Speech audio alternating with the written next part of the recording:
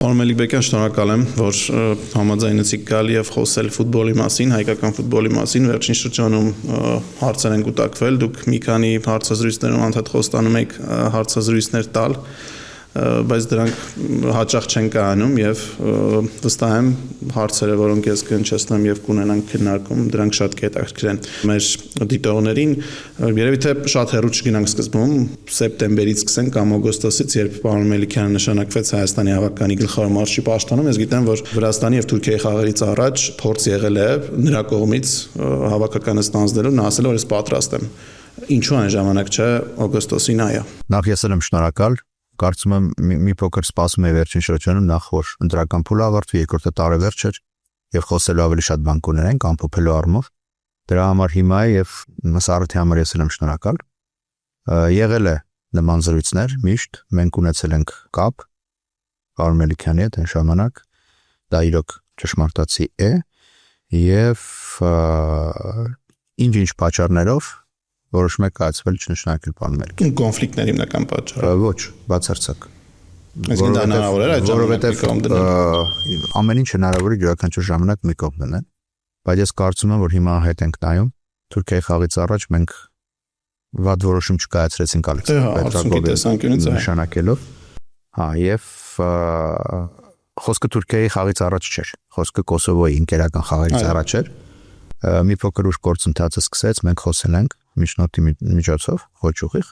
բայց պարոն Մելիքյանի նշանակելը երբես իր հետ հանդիպեցի, ասացի շատ պարզ էր, որ մի օր դա լինելու էր, անկախ որևէ կոնֆլիկտից, որովհետև եթե մենք մտածենք կոնֆլիկտների տրամաբանությամբ, մենք երբևէ ոչ մտեղ չենք հասնի։ Պարոն Նիկոլոսյանն ասում էր, որ կապված էր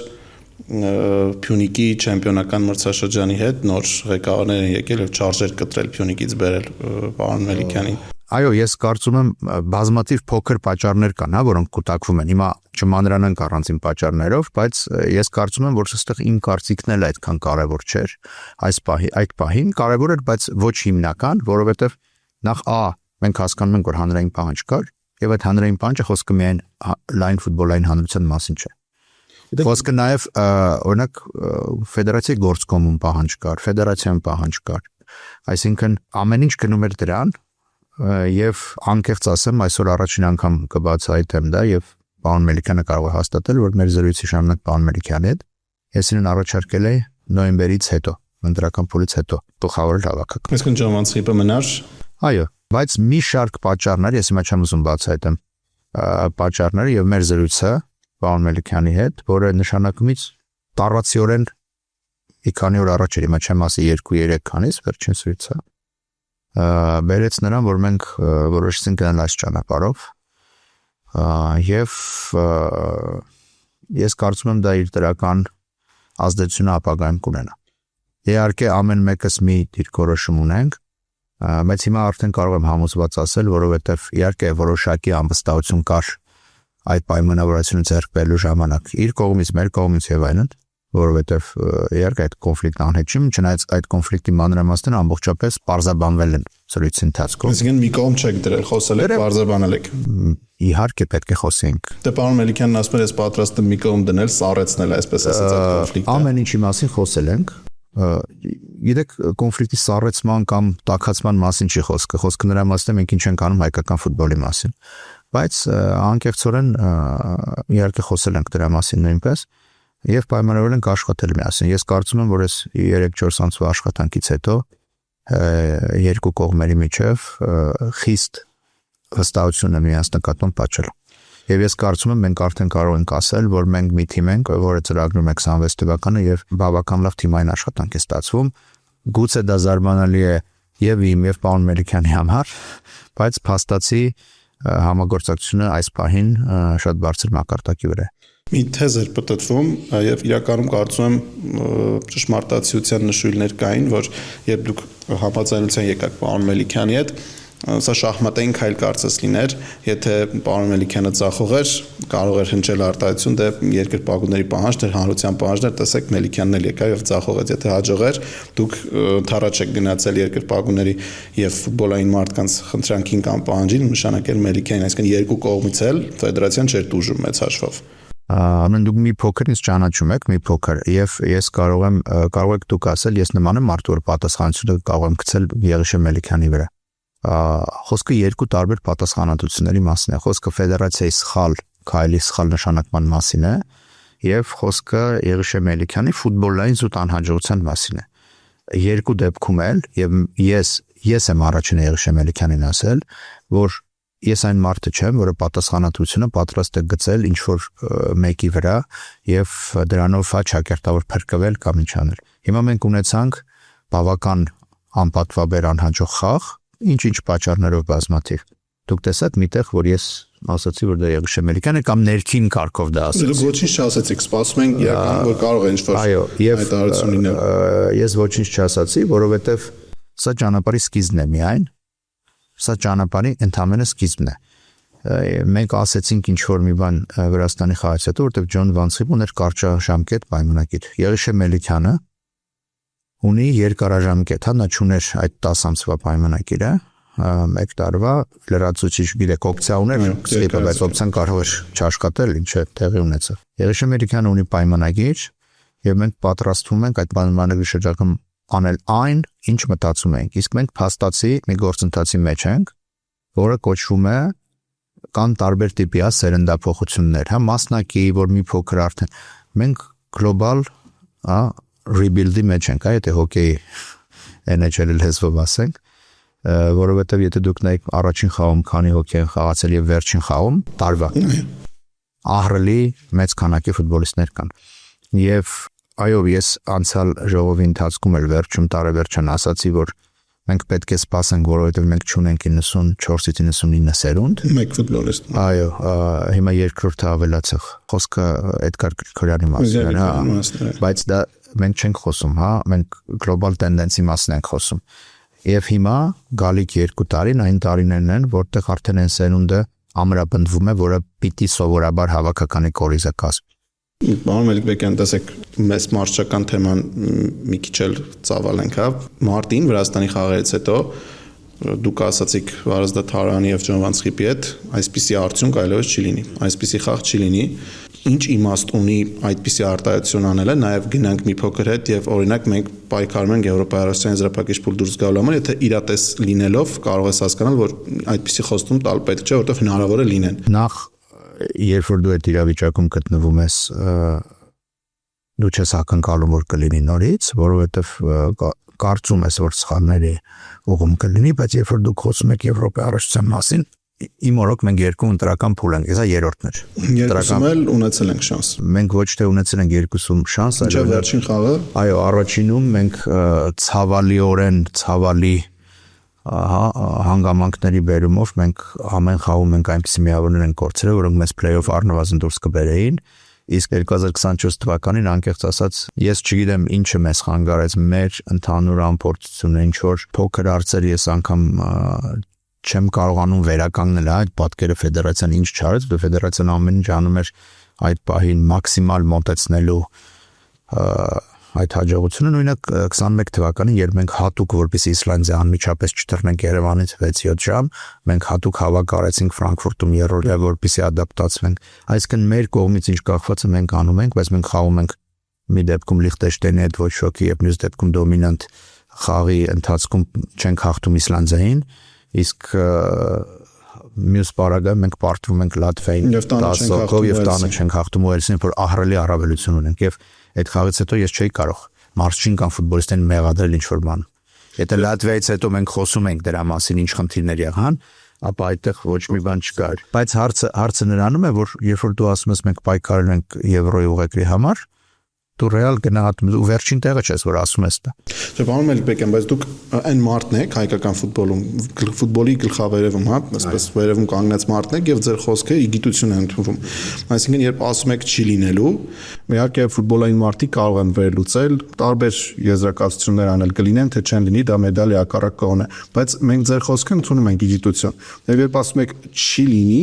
այդ շատ պաշտոնական հայտարարություն է, այսինքն, եթե նորից ենք տեսնում, արդեն ձեր խոսքն է արժեքը կորցնում, այսինքն հնարավոր է լինի։ Պարոն Նիկոլսյանն ասում էր հնարավոր չի ասել, պետք չի ասել, որ չեն լինի այսպիսի պարտություններ եւ կարծում դա ճիշտ է։ Գուցե այդպես է, բայց բազմաթիվ այլ բաներ կան, կա զրույց հանդերձարանում, կա այդ խոսքը իհարկե հանրության համար է, բայց նաև ֆուտբոլիստների համար։ Ֆուտբոլիստներն էլ հավատան իրենց։ Այո, ֆուտբոլիստներն էլ պետք է դրան։ Ու ես չեմ ասում, որ դա ճիշտ է եղել, երբ որ մենք ասել ենք։ Նայեք, ես չեմ ասում, բայց նաև ես չեմ կարծում, որ դա միանշանակ շատ կենտրոնանալու բան է, որովհետև այդ process-ում դրանից հետո փաստացի այդ թիմը այսօր չկա եւ մենք թիմի ստրուկտուրա ենք փոխում։ Նոր մարզիչը, նոր գաղափարներով է եկել եւ Ջոն Վանսխիպը ուզում էր այլ տիպի թիմ տեսնել եւ այլ ճանապարհով գնալ դեպի հասնելը դրան, որովհետեւ պայմանական է, եթե ընտրական փուլում ինքը մնար եւ նորմալ ամեն ինչ լիներ, 1 տարով երկարացնեինք, խնդիրը նույնն էր մնալու։ Հիմա ես նորից հիմա դուք ասեք պետք չէ դա ասել, բայց մենք այդ խնդիրը պետք է դնենք ազգելիգայի ցեխում հաղթել։ Դե մենք պիտի դնենք այդ խնդիրը։ Հիմա կլինի դա թե չի լինի, դա երկրորդ հարցը։ Ազգերի լիգան լրիվ ուրիշ մրցաշար է, որտեղ մեր մանկարդակի հավաքականներ են կամ մի փոքր ավելի ուժ է, բայց Եվրոպայի առաջացնում մենք վիճակականությունից առաջ նույնիսկ չենք կարող իմանալ։ Վիճակականությունից առաջ մենք այդպես բան չենք ասում, այս վիճակականություն կարող է լինել վիճակականություն, որ դուք ասեիք չենք պայքարելու։ Իհարկե։ Հիմա օրինակ մեր շատ լավ սերունդ ունենք 2010 թվերի, շատ լավ հավաքական է, որակյալ կարող ենք հավաքել եւ այլն, բայց այդ հավաքականը խաղում է Ֆրանսիայի, Իտալիայի հետ նույն խմբում։ Ես կարող եմ ասել, որ մենք առնվազն առաջին 2 տեղից մեկն ենք գրավել եւ դուրս գալ։ Գրավելու չէ, բայց երկրորդ տեղի համար կարող ենք պայքարել, որովհետեւ օրինակ Իտալիային 1-3 պարտվեցինք, դրսում 2-2 խաղացինք։ Տեսականորեն հիմա ես չեմ ուզում 11 տարի առաջ վերլուծել, կարող եմ ասել ինչպես եւ ոնց դա եղավ, բայց ես չեմ ասի այդ դեպքում, որ Ֆրանսիան ու Իտալիան մեր առաջին 2 թիմերը լինեն խմբում, ես երբեք նման բան չի ասի։ Այլ հարց, որ մեր խմբում ընդգրկված են նախ վերջին զամբյուղից Լատվիան էր, որը կարող էր այլ հավաքական լինել, եւ առաջին 3 զամբյուղից թիմեր էին, որոնք բոլորը խաղացել են վերջին Եվրոյին։ Թուրքիան, Ուելսը եւ Խորվաթիան։ Բայց իրավիճակային վերլուծություն, երբ մենք անում ենք եւ մեր թիմն ենք վերլուծում, մենք հասկանում ենք, որ այդ թիմերի դեմ հատկապես, երբ որ մենք այդ փուլում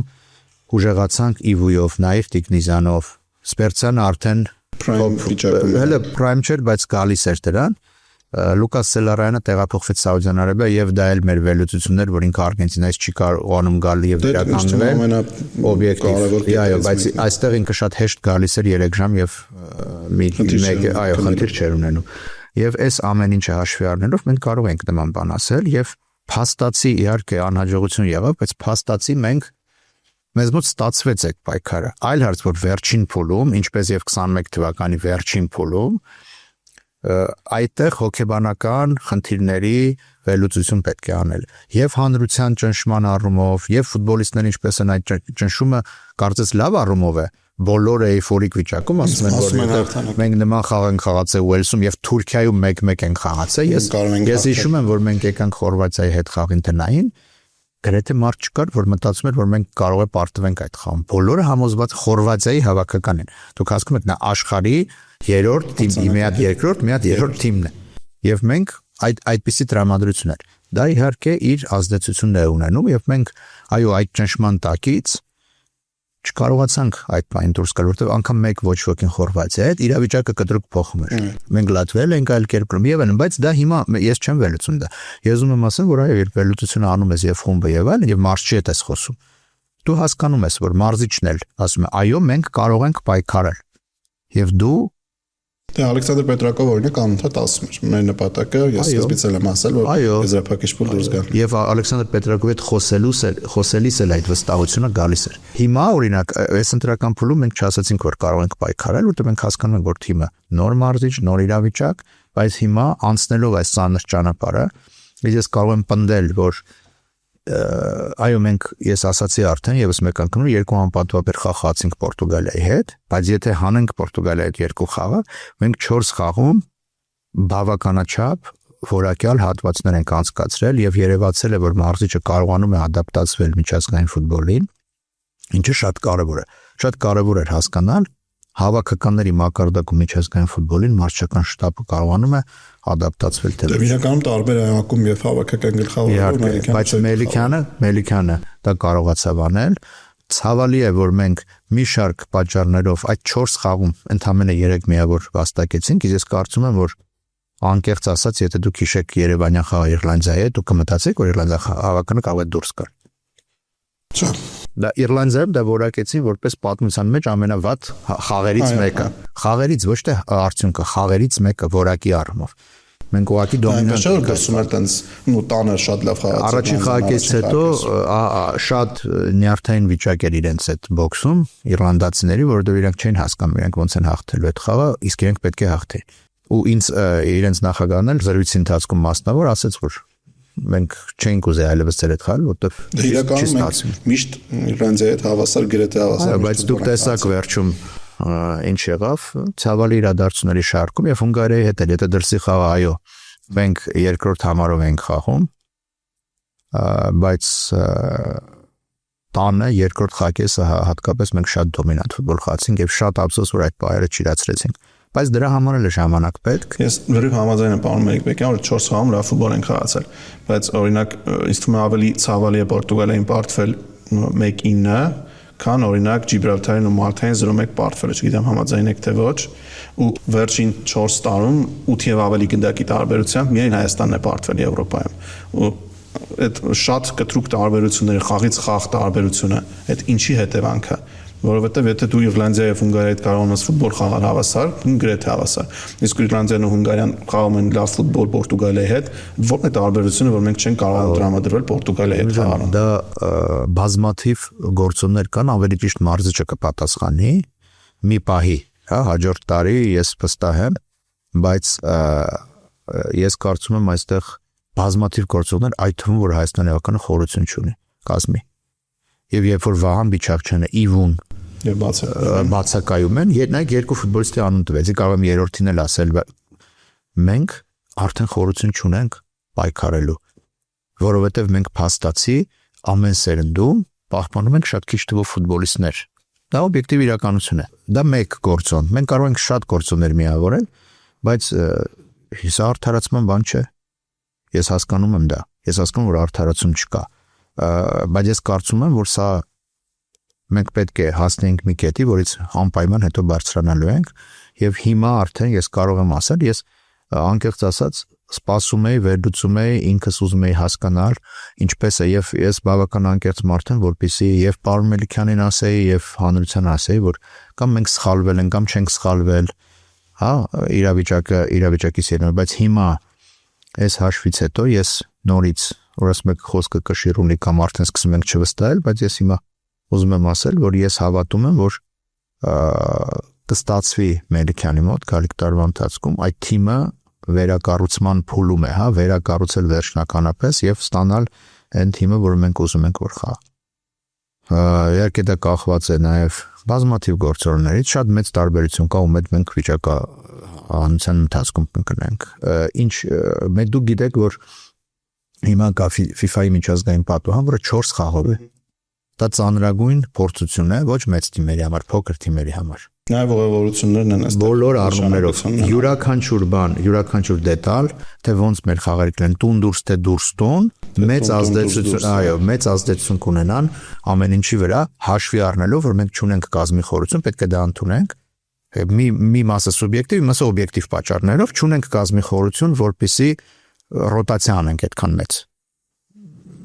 Մենք երազում ենք, երբ պետք է գա մի օր, երբ առանց վնասվածքների հավաք կունենանք եւ հավաքի ընթացքում ոչ ոք վնասված չի ստանա։ Ես ես ասեմ, որ նման բան եղել է, ընդամենը մեկ վնասված կունենք, եթե չեմ սխալվում, այդ Ուելս-Լատվիա հատվածում,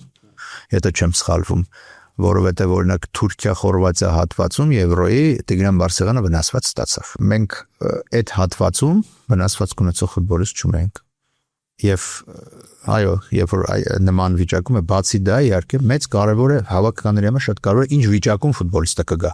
Խաղան իրենց դա նույն ֆուտբոլիստն է, բայց խաղում են թե չեն խաղում։ Այդ խնդիրներն մշտապես եւ հատկապես Պորտուգալիայի այս Հունգարիա-Պորտուգալիա այս կտորից առաջ մենք շատ ունենք ֆուտբոլիստներ, որոնք չեն խաղում կամ շատ քիչ են խաղում իրենց ակումբներում։ Բայց գալիք տարին ինձ թվում է ինչ որ իրականում վիճակահանությունից հետո մենք շատ մանրամասն խոսենք եւ մարզիչը եւ ես խնդիրները կձևակերպենք, վերաձևակերպենք, տեսնենք։ Բայց ես կարծում եմ, որ դա պարտադիր պայման կլինի, որ մենք ամեն դեպքում չնայած այնտեղ թիմեր կան, որոնք հիմա աշխարհի մեր ցեխմբում թիմեր կան, օրինակ Ալբանիան, հա, Աշխարհի առաջնության մասնակցում։ պայքարում են աշխարհի առաջնության ուղեգրի համար եւ բացառված չէ որ այդ ուղեգիրը կնվաճեն, բայց անկախ ամեն ինչից իհարկե մենք պետք է մտածենք այդ առաջին տեղի մասին, որովհետեւ սա եթե չեմ սխալվում, սա երկրորդ անգամն է, երբ մենք Եվրոյի փուլում կարող ենք այդ առաջին տեղով հետագայում play-off-ի մասնակցել։ Երկրորդ անգամ, եթե չեմ սխալվում։ Երկրորդ անգամ։ Այո, դրա համար Բայց հիմա փոխվել է մի փոքր։ Փոխվել է, որտեղ բրիտանական ասոցիացիաների հարց կա, բայց կարևոր չէ։ Հիմա մեզ համար կարևոր է այս ընթացքում զբաղեցնել առաջին տեղը, որովհետև նախորդ անգամ երբ մենք Եվրոյի ենք մասնակցում, մենք B խմբում ենք։ Այո։ Եվ մեզ շատ էին ասում, որ պետք է չմտնել B խումբ եւ C խմբով Վրաստանը։ Ես էլ համաձայն չեմ, բայց այդ B խմբում մենք շատ ավելի լավ ելույթներ կունենայինք։ Ես նորից պնդում եմ, եթե այդ 4 խաղի 10-11 օրում այդ 4 խաղը իրար հետևից չլիներ։ Մենք սկսեցինք, եթե չեմ սխալվում, 3-ին կամ 4-ին հունիսի 14-ին վերջին խաղն էր։ 4 խաղ այդ ընթացքում եւ մենք Երևանից Գլազգո ենք, հետո Լեհաստան, հետո էլի Երևան եւ այլն։ Բայց ինչևէ, այդ ամեն ինչի մասին շատ մանրամասն մենք փետրվարին խոսենք։ Գործկոմից եմ խոսել, ըստ իս գործկոմում պետք է աշխատեն մարդիկ, պետք է լինեն մարդիկ, ովքեր ակումբների ներկայացուցիչներ չեն, բայց ֆուտբոլի նվիրյալներ են եւ ֆուտբոլի մասին մտածողներ։ Չեք կարծում, որ կտեղ ինչ-որ խզումներ ա լինում, երբ ակումբների ներկայացուցիչներն են որոշումներ կայացնում, օրինակ հավաքականի գլխավոր մարզչի վերաբերյալ կամ ցանկացած հարց երբ քննարկվում է, արդյոք արդյունավետ է գործկոմի աշխատանքը։ Ոչ, չեմ կարծում անկեղծ, որովհետև իհարկե շատերը թյուր պատկերացումներն են ինչպես է աշխատում գործկոմը, բայց դուք պետք է հասկանաք ինչպես են գործկոմ քննարկումներ ընթանում, դրանք շատ բուրըն են։ Չի եղել գետ մեկ գործկոմ, որ բոլորը ամեն ինչ հետ համաձայն են, եւ ես կարծում եմ, որ այդ մարդիկ պիտի լինեն, որովհետեւ այդ մարդկանց ընտրել են։ Եվ մենք ունենք վերջին տարիներին մշտապես մրցակցային ընտրություններ։ Դա բայց մայքայինը անդամները ակումբներում են աշխատում։ Ակումբներն են մեր անդամները, նաեւ։ Եվ ակումբներն են ընտրել այդ մարդկանց։ Մեր անդամները ժողովի ընթացքում ընտրում են գործկոմի անդամներին։ Եվ հաջորդ տարի էլի ընտրություն կլինի, ես հուսում եմ բոլոր առումներով մրցակցային կլինեն ընտրությունները, եւ ես կարծում եմ ճիշտ է, որովհետեւ ընտրվում են նրանք, ում ընտրում են անդամները։ Իսկ այդ անդամները իրանք կարող է հանրության մեջ չեն երևում, հանրային չեն շատ այդ հա մեր 30+ անդամները։ Բայց այդ են մարդիկ են հիմնականում, որոնք զբաղվում են ամենամանր մակարդակում ֆուտբոլի զարգացմամբ։ Մարզերում, ֆուտբոլի ֆուտզալում օրինակ, կանանց ֆուտբոլում եւ այդ մարդիկ ամենօրյա անտեսանելի աշխատանք անելով իրենք ունեն այդ իրավունքը, որովհետեւ իրենք չեն խոսում ֆուտբոլից միայն, իրենք գործ են անում։ Ամեն փոքր ակումբ, որ ունի 100 երեխա, 200 երեխա, մարզում զարգացնում է ֆուտբոլ եւ գործ է անում։ Այսինքն ամեն դեպքում արդյունավետ է ըստ գործկոմը։ Ես կարծում եմ շատ ու այնպես չէ, որ օրինակ ես գալիս գործկոմի բան ասում եմ եւ դա ընդունվում է 100%-ով։ Ագերշամելքյանը պարոն Նիկոլսյանն ասաց մի հոգի է դեմ եղել, ամեն դեպքում պաստոր տեղել է ինչ որ հակասություն։ Հա, եղել է։ Դուք չեք կարծում ամենամիանշանակ որոշումը պետք է լիներ Իսպանիան, Հայաստանի հավաքականի գլխավոր։ Չէ, ես հարգում եմ բոլորի քվեարկությունը եւ պատճառները, պատճառաբանումները։ Այդ գործկոմի անդամը պատճառաբանեց, ինչու ոչ, պատճառաբանեց։ Մարդիկ այն գործկոմ, որ ավելի վաղ են դրա մասին խոսում։ Մենք խոսել ենք դրա մասին, ավելի վաղ գործկոմում Եղիշե Մելիքյանի տեխնացությունը։ Ինձ ուղիղ հարց է եղել։ Ես հիմա բացահայտ պատմեմ եւ գործկոմի անդամները կհաստատեն։ Արդյոք մենք կարող ենք քննարկել հայ մասնագետ եւ մասնավորապես Եղիշե Մելիքյանի տեխնացիան։ Իհարկե կարող ենք եւ քննարկում ենք։ Այսինքն գործկոմը ձեր պատկերացնում այդ գործկոմը այնտեղը չի, որտեղ գալիս են բոլորը համաձայնվում են եւ գնում են։ Գործկոմի քննարկումները ժամանակերում 2 պարզ հարցից ու ժամեր են տևում։ 1.5 ժամ, 2 ժամ միջև մենք խոսում ենք, մարդիկ խոսում են, կարծիք են հայտնում, դեմ են արտահայտվում։ Կամ ասում են պայմանով մենք կքվեարկենք, բայց հաջորդ տարի սենց պետք է անենք։ Պայմաններ են, մենք այդ պայմանները գրում ենք գործկոմի արձանագրությունների մեջ։ Գործկոմը միատար չի, ինչպես պատկեր, եթե կա տենց պատկերացում հանրության մեջ, ցավում է։ Գործկոմը բացարձակապես միատար չի։ Մի օր կարող եք դուք կանչել գործկոմի անդամներից մեկին եւ օրինակ նստել եւ խոսել։ Կտեսնեք, որ գործկոմը միատար չի։ եւ Գորսկոմը միանշանակ չի իր որոշումներում շատ է լինում, որ դեմ որոշումներ են լինում կամ մարդիկ օրինակ ասում են ես չեմ քվեարկի այս հարցի շուրջ եւ նույնը երևի պատկերացում կար, որ օրինակ UEFA-ի Գորսկոմը միադար է այո որոշումներ կան, եթե որոշումը գալի հասնում է Գորսկոմ նախապես քննարկումների արդյունքում այո քվեարկվում է այդ որոշումը բայց միջև հասնել այնտեղ բազմաթիվ կարող են ամիսների խմորումներ լինել միջև այդ որոշումը այդ տեսքով հասնի որ բոլորը համաձայնեցված լինի հասկանում եք եւ հիմա ես նաեւ տեսնում եմ դա UEFA-ում որ մեծ հակազդեցություն կա իրար շահերի բախումներ կան տարբեր ֆեդերացիաներ փոքրները մեծերը միջինները ըստ ռեգիոնների ամեն ինչ հաշվարկում է եւ միատար ոչինչ չկա տեսեք ազգային հավաքականը պարտվում է մեղադրում են ֆեդերացիային երիտասարդականը պարտվում է մեղադրում են ֆեդերացիային պատանեկան հավաքականները պարտվում են մեղադրում են ֆեդերացիային չնայած ես դրա հետ համաձայն չեմ որ ձեր աշխատանքը պետք է չափել հենց այդ հավաքականների արդյունքներով ուզում եմ հասկանալ որն է այն չափորոշիչը որին նայելով պետք է ասենք ֆեդերացիան լավ է աշխատել կամ ֆեդերացիան վատ է աշխատել կամ սրա հետևանքով ֆեդերացիայի նախագահը պետք է հրաժարական տա կամ պետք է մնա անկեղծ ասած դա էլ է որոշակի չափիչ, բայց ոչ միակ։ Հիմա սխալ կլինի, որ եթե ես ֆեդերացիայի նախագահ չեմ, կարող է այդ հարցին պատասխանել։ Հիմա ես ինչ էլ ասեմ, օբյեկտիվ չեմ թվա։ Դե ամեն դեպքում։ Բայց ես կարծում եմ, որ բացի այդ չափիչներից, որոնք ես ուզում եմ հարցեմ, երբ որ հաղթում էր Հայաստանի հավաքականը, կամ երբևէ հաղթում է, երբեք չեն ասում, չէ՞ որ ֆեդերացիան լավն է, երբեք։ Այդ անմիջապես հետո չէ, իսկ երբ որ պարտվում է անմիջապես միշտ դա է, եւ ես կարծում եմ, որ ֆեդերացիան բացի ամեն ինչից Եվ երբ որ օրինակ ֆեդերացիան դպրոցականների առաջնություն է անցկացնում, որ ըստ իս շատ կարևոր մաս է մասսայական ֆուտբոլը։ Գրեթե բակային ֆուտբոլն է։ Այո, բակային ֆուտբոլն է եւ ասենք կոթից եւ ջրաշենից երեխաները խաղում են ակադեմիայում եւ լիքը երկրպագու գալիս են երկրպագում են այդ ամեն ինչին, ֆեդերացիան ոչ մի չի ասում որ լավ է։ Այսինքն որպեսզի ասեմ որ ֆեդերացիան լավ է աշխատում, իրականում պատանեկաններն էլ կարևոր չեն։ Եկեք ազնիվ լինենք։ Խոսքը միայն ազգային հավաքականի մասին, ցավոք սրտի համար համընդունելի դիսկուրսն է դա ոչ թե մասնագետների համար որովհետև ես մի բան ասեմ երբ որ մեր կանանց հավաքականը 21 խաղան մեջ նոր ենք ստեղծել 20 թվականից անընդմեջ պարտում էր խոշոր արշիվներով մինչև 22-23 թվականը ոչ մեկ ամբողջ օրը խոսում էին կանանց հավաքականներից կարծես թե այդ կանանց հավաքականներով բոլորը հետաքրքրում այդ ստադիոնում միշտ 50-100 հոգի են այդ աղջիկների բարեկամները երբ որ Հայաստանի կանանց հավաքականը սկսեց հաղթել հիմա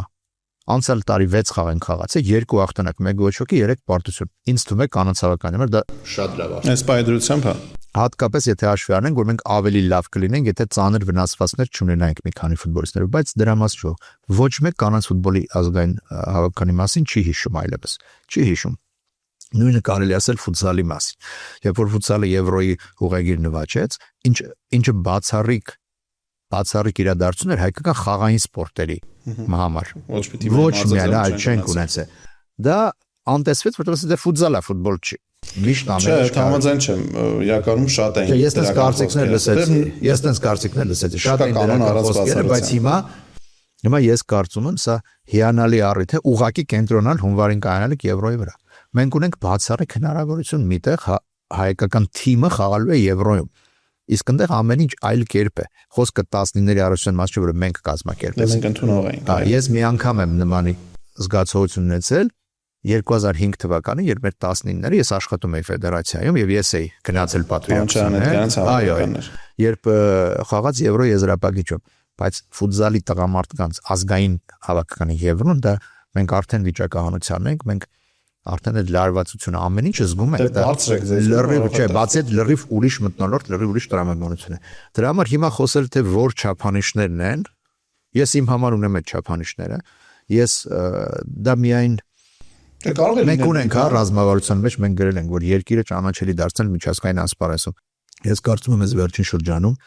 մենք ֆուտզալի Եվրո ենք անցկացրել եկներեք ֆուտզալի չեմպիոնների լիգայի Եզրափակիչ 4 եզրափակիչը եւ ինձ UEFA-ում պաշտոնապես ասել են որ դա փայլուն անցկացված եզրափակիչ մի քանի անգամ նշել են հանրայնորեն UEFA-ի ներսի քննարկումներում որ Հայաստանը փայլուն դե նման միջոցառումներ անցկացրել ծանրամարտնել Եվրոպայում փայլուն բայց դա լավ է դե հա որ լավ են անցկացնում դա շատ լավ է չէ ուզում եմ ասել կա ինչ որ մի բան որ թեկուզ դուք ձեր գլխում մտքում ասեք ես չկարողացա սա անել ես պետք է գնամ իհարկե կա ինչն է դա Հիմա չասեմ, բայց շատ մոտ ժամանակներում կարող է դա լինել։ Լավ, բայց իմ մտքում իհարկե կա ինչը ես չեմ արել, որ պիտի գնամ։ Եվ հիմա մենք կարևոր փուլում ենք, շատ կարևոր փուլում ենք, եւ այդ կարևոր փուլում մենք ուժերը հիմա կենտրոնացնել ենք ամբողջ ֆեդերացիայի ռեսուրսները, որպեսզի ուզում գանք այդ ստանանք մեր այն ինչի մասին մենք ինչի process-ը վաղուց ենք սկսել եւ պետք է փորձենք ստանալ աշխարհի առաջնությունը։ 29 թվականի մինչև 20 տարեկանների աշխարհառության մասն է խոսքը, գանք դրան պայքարի մեջ արաբական հզոր երկիր կա,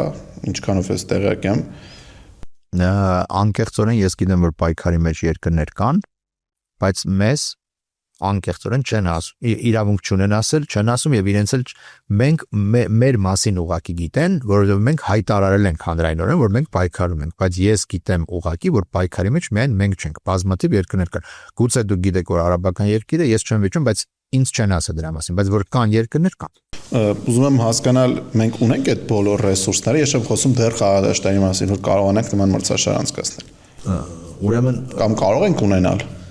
Ես կարծում եմ, որ մենք առաջին անգամ դիմեցինք, ես սպարս բացատրեմ, հա։ Նման մրցաշարը ֆուտբոլի շարժիչ ուժն է։ Մենք պետության հետ համագործակցելով բազմաթիվ ծրագրեր կարող ենք անել հենց այդ առողջության համար։ Ենթակառուցվածքներ ստեղծել, ինչը հիմա արդեն արվում է։ Դուք գիտեք, որ Վանաձորում է, հիմա արդեն Վանաձորում պետությունը հիմա արդեն նախագիծանում եւ ստադիոն է կառուցելու, որտեղ կարող է խաղալ ազգային հավաքականը։ Պատկերացնում եք Վանաձորում ազգային հավաքականի խաղ։ Ես օրինակ դա շատ լուրջ ֆուտբոլի առաջընթաց է։ Վանաձորի համար թե Հայաստանի համար։ Եվ Հայաստանի եւ Վանաձորի։ Բայց այդ ստադիոնը հետո ով է պահելու։ Այդ ստադիոնը, ուրեմն երբ որ նայեք, մենք Հայաստանի ֆուտբոլի ֆեդերացիան կառուցեց պայմանականորեն Աբովյանի ստադիոն։ Աբովյանի ստադիոնում ով է խաղ։ Աբովյանի ստադիոնում խաղում է հիմա Նոան։ Եվ Փյունիկը։ Ահա։ Իսկ ով է պահում։ Ում է հանձնված նա։ Աբովյանի քաղաքապետարանի հետ, քաղաքապետարանը տվել է Աբովյան ֆուտբոլային ակումբին, որտեղ արդեն, չգիտեմ, հարյուրավոր երեխաներ են ֆուտբոլ պարապում։ Աբովյանի ստադիոնը շատ փոքր է նախ,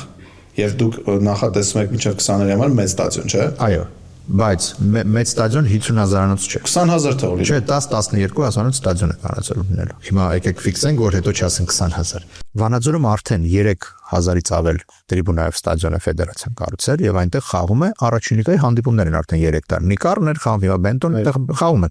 Վանաձորի ստադիոնը։ Սպիտակում կա թիմ Հայք։ Առաջին լիգա բավական հայ է։ Չէ, Սպիտակի թիմ է Հայքը։ Բայց խաղում է Վանաձորում, ակադեմիայի դաշտում, հա։ Բայց Հայքը զարգացման ծրագրերն է եւ կարող է օգտագործել Վանաձորի ստադիոնը։ Գումարած դրան, երբ որ արդեն կա ենթակառուցվածքը եւ որը մասնակիորեն օգտագործվում է, Բենտոնի տեղ խաղում է Վանաձոր քաղաքում, Հայքը խաղում է Վանաձոր քաղաքում։ Կլինեն թիմեր, որոնք գիտեք, երբ որ մենք Աբովյանի ստադիոնը կամ Արմավիրը, երբ որ մենք Արմավիրը։ Ես կարծում եմ Արմավիրը ափսոս է այդ ստադիոնը։ Ինչի։ Բավականին լավ ենթակառուցվածքներ ունի, այնտեղ Սարդարապատներ հիմա աշխատում, վատ է աշխատում։ Սարդարապատը վատ չի աշխատում, բայց մենք օրինակ փորձում ենք այնտեղ խաղեր տանել, օրինակ երիտասարդականի, բայց այնտեղ մարդ չի գալիս խաղերին։ Գալիս են։ Մի քանի 100 հոգի օրինակ կանանց հավաքականի խաղին մի քանի 100։ Այդ ձեր ասած ֆուտբոլիստների բարեկամներն ավելի շատ մարդ եւ ես ձեզ ասեմ որ Արմավիրում կանանց ազգային հավաքականի խաղին ավելի շատ մարդ է գալի քան Երևան։ Իսկ օրինակ ավելի շատ Գյումրիում կգնան երկրպագուներ։ Գյումրիում կգնան, բայց լոգիստիկ եւ այլ առումներով Գյումրի մի փոքր միշտ մենք մի անգամ արել ենք Գյումրիում 19 թվականից ի վեր դուրս է եկել ֆուտբոլը Երևանից։ Գյումրիում խաղել է, Աբովյանում եղել է, Արմավիրում եղել է, հիմա Վանաձորում կփորձենք անել։ Գյումրին էլ միշտ դիտարկում ենք, կախված բազմաթիվ լոգիստիկ խնդիրներից, նայեք միջազգային պատոհանների նույնացումը, երբ բոլոր հավաքականները խաղում են։ Մեզ ստիպում է մոտ տեղեր դնել, որպեսզի մեր թիմն էլ կարողանա լոգիստիկ առումով, կազմակերպչական առումով իրար մոտ լինի, Աբովյան, Ավան եւ այլն։ Դե բայց օդանավակայանն էլ ունի Գյումրիի տարբերությունից քաղաքը։ Այո, բայց այն որ մենք կդիտարկում ենք բոլոր, որ ասում եք Արմավիրում չեն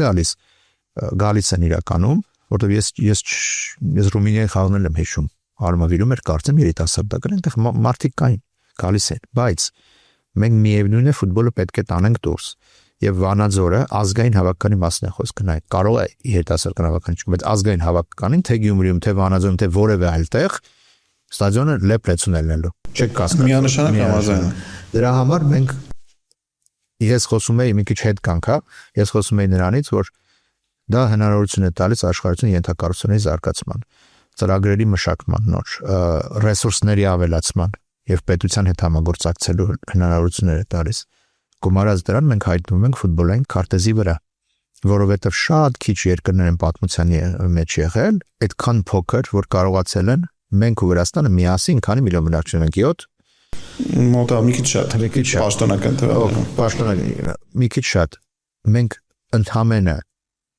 այդքան բնակչությամբ այդքան փոքր երկրներ կազմակերպել ենք աշխարհի Վրաստանը մինչև 21-ն էլ Եվրոպայի առաջացությունը հա բայց այնտեղ նաև թմերի քանակներ քիչ եւ Ռումինիա այդ կազմակերպեց եւ ընդհանրապես 8 թիմ էր տեղավորում 16 թիմ է եթե չեմ սխալվում Եվրոն 8 հիմա մենք ունենալու ենք 24 թիմ նվազագույնը եթե մինչև 29 թվականը FIFA-ն որոշի փոփոխություն աներ այսինքն գումարած աշխարհի թիմերի այսինքն երկրպագուների մեջ հոսք է լինելու եւ բոլոր առումներով դա կարևորագույն իրադարձություն է։ Լրիվ համաձայն եմ, որ երկիրս ավելի ճանաչելի կդարձնի, ենթակառուցվածքները կշատանան, բայց ես ուզում եմ հետոն հասկանանք։ Մենք օրինակ Իջևանում էլ չէ կա ծրագիր ստադիոն սարքելու։ Ոնց են լայվ ակադեմիա սարքելու։ Հա, կա անհրաժեշտություն ըստ ձեզ։ Այո, եթե չլիներ մինչև 20-ների աշխարհի առաջացումը։ Որովհետև Իջևանի երկու թիմ կար անցյալ տարի առաջին խմբում այս տարի մի թիմ, Մենտոնի տունի կար։ Իրենք խաղում էին Վանաձորում։ Եվ Վանաձորում իրենց խաղերին հետևում էին 100-ից 200 հոգի։ Նրանք ովքեր կգային Իջևանից օրվա մեջ։ Թող լինեն 2000 հոգի։ Ես կարծում եմ, եթե նախագիծ լինի, ծրագիր լինի, 2000-ից ավել կլինի։ Իսկ 2000 հոգի, 3000 հոգի Հայաստանի առաջնան խաղերին թեկուզ եւ 10,000-անոց ստադիոնում դա շատ 30% ստադիոնի որ լցվի դա շատ լուրջ ցուցանիշ է։ Լավ դուք ասում եք պետք է հանձնեք օրինակ համայնքապետարանին կամ քաղաքապետարանին, չէ՞։ Մենք սովորաբար մեր ծրագիրը եթե նայեք, մենք բոլոր դեպքերում, եթե անգամ Աբովյանի քաղաքապետարանը է, հա, մենք իրենցից վերցել ենք, կառուցել ենք եւ որոշակի տարիով մեզ տվել են, որովհետեւ մենք ներդրում անենք, մենք հանձնում ենք ակումբներին։ Աբովյանի ներկայիս ենթակառուցվածքի շնորհիվ զարգանում Աբովյանցի երեխաները կարողանում են ֆուտբոլ խաղալ։ Պարապել ֆուտբոլ։ Աբովյանը Երևանին մոտել է, ինձ թվում է ճիշտ չի համատել Աբովյանին։ Արմավիրում հիմա, Արմավիրը մոտ չէ։ Համեմատաբար չէ։ Չէ։ Արմավիրում հիմա մի քանի 100 երեխա մշտապես զբաղվում է ֆուտբոլով։ Սարդարապատը խաղում է արդեն առաջին խմբում, առաջին տեղն է եւ պոտենցիալում կարող է Արմավիրը կարող է ունենալ բարձրագույն խմբի ակումբ այդ ստադիոնում իր ակումբը հավատացեք եթե Սարդարապատը բարձրագույն խմբում խաղա Սարդարապատ Փյունիկ խաղին ստադիոնը լեցուն կլինի երկրորդ հարցը կապված Սարդարապատի հետ օրինակ Արմավիրի ստադիոնի կառուցումից հետո ոնց է դա ազդում ենթակառուցվածքը ոնց է ազդում Սարդարապատը ծրագիր է իրականացնում մենք արդեն ունենք տարեկետում ստացած հավաքականներում ընդգրկված եւ ԲԿՄ-ում ընդգրկված Սարդարապատից ֆուտբոլիստ Ընդամենը 3-4 տարի անցել։ Մինչև այդ մենք չունեինք եւ չէինք կարող ունենալ։ Բայց եթե ակումբը իրականացնում է ծրագիր, եթե ակումբը մշտական մարզումների ենթակառուցվածքների հնարավորություն է տալիս մշտական մարզումներ անցկացնելու, արդեն ծիլերը երևում են։ Լավ, Նիկ Արմը օրինակ կարողանա այդ 10,000-անոց ստադիոնը պահել ըստ Այս պահին երևի չի կարողանա, բայց հնարավորությունները պետք է լինեն։ Իսկ լավ, անպայման չի Նիկ Արմը, եւ մենք չենք օրինակ եմ եթե պետությունը ստադիոնը կառուցի, պետությանն է լինելու, բայց կարող է վարձակալությամբ հանձնել։ Օրինակ պարոն Նիկոսյանը ասաց, որ այնտեղ դաշտեր կային, որ անձնական օգտագործման համար խոտը տարել էին կամ փչացրել էին։ Այդ փոքր դաշտերը մենք չենք կարողանում պետության միջոցներով, պետության կողմից պահել։ Ասեմ, նախ փոքր դաշտերի վերաբերյալ մի փոքր թյուր ըմբռնում կա, որովհետև այո, մենք սարքում ենք, հանձնում ենք համայնքներին, բայց ոչ բոլոր համայնքները որ վատ են պահում։ Հակառակ համայնքների 50%-ից ավել հետևում են այդ դաշտերին։ Եվ տեղեր կան, հիմա դուք գնացեք, պայմանական Ստեփանավան, դուք տեսեք, որ այդ Ստեփանավանի փոքր դաշտում անընդհատ խաղում են երեխաներ։ Եվ համայնքը հետևում է։ Այո, կան տենց օրինակներ, կան տենց գյուղեր, որտեղ ուղակի կոպիտ ասած կները կարտոցում թքած ունեն եւ քանի որ այդ իրենց անվճար է հասել կամ իրենք միայն ցանկապատի գումարն են վճարել, իրենց չի հետաքրքրում դա։ Բայց տեղեր կան, որ դա կենտրոնն է դարձել հիմնականում։ Շատ բարձ օրինակ։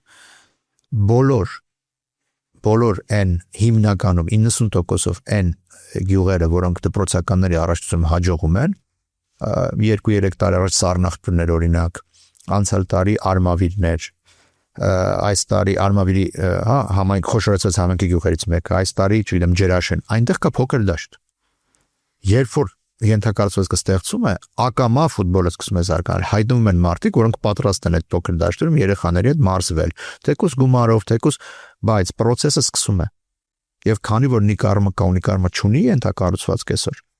Նիկարմը զարգացման պոտենցիալ չունի։ Ուղղակի մեր իրականությունում այնքան շատ են թիմեր, որոնք բացվում տարբեր պատճառներով, սունկ ակումներ, այսպես փակվում են, որ վստահություն չեն ներշնչում։ Վերջին շրջանում չեք զգում, որ քչացել են այդ ակումները։ Դուք հələ մի հատ դրական նախագծերը նայեք։ Հա։ Դե Նոա Սարտարապատ,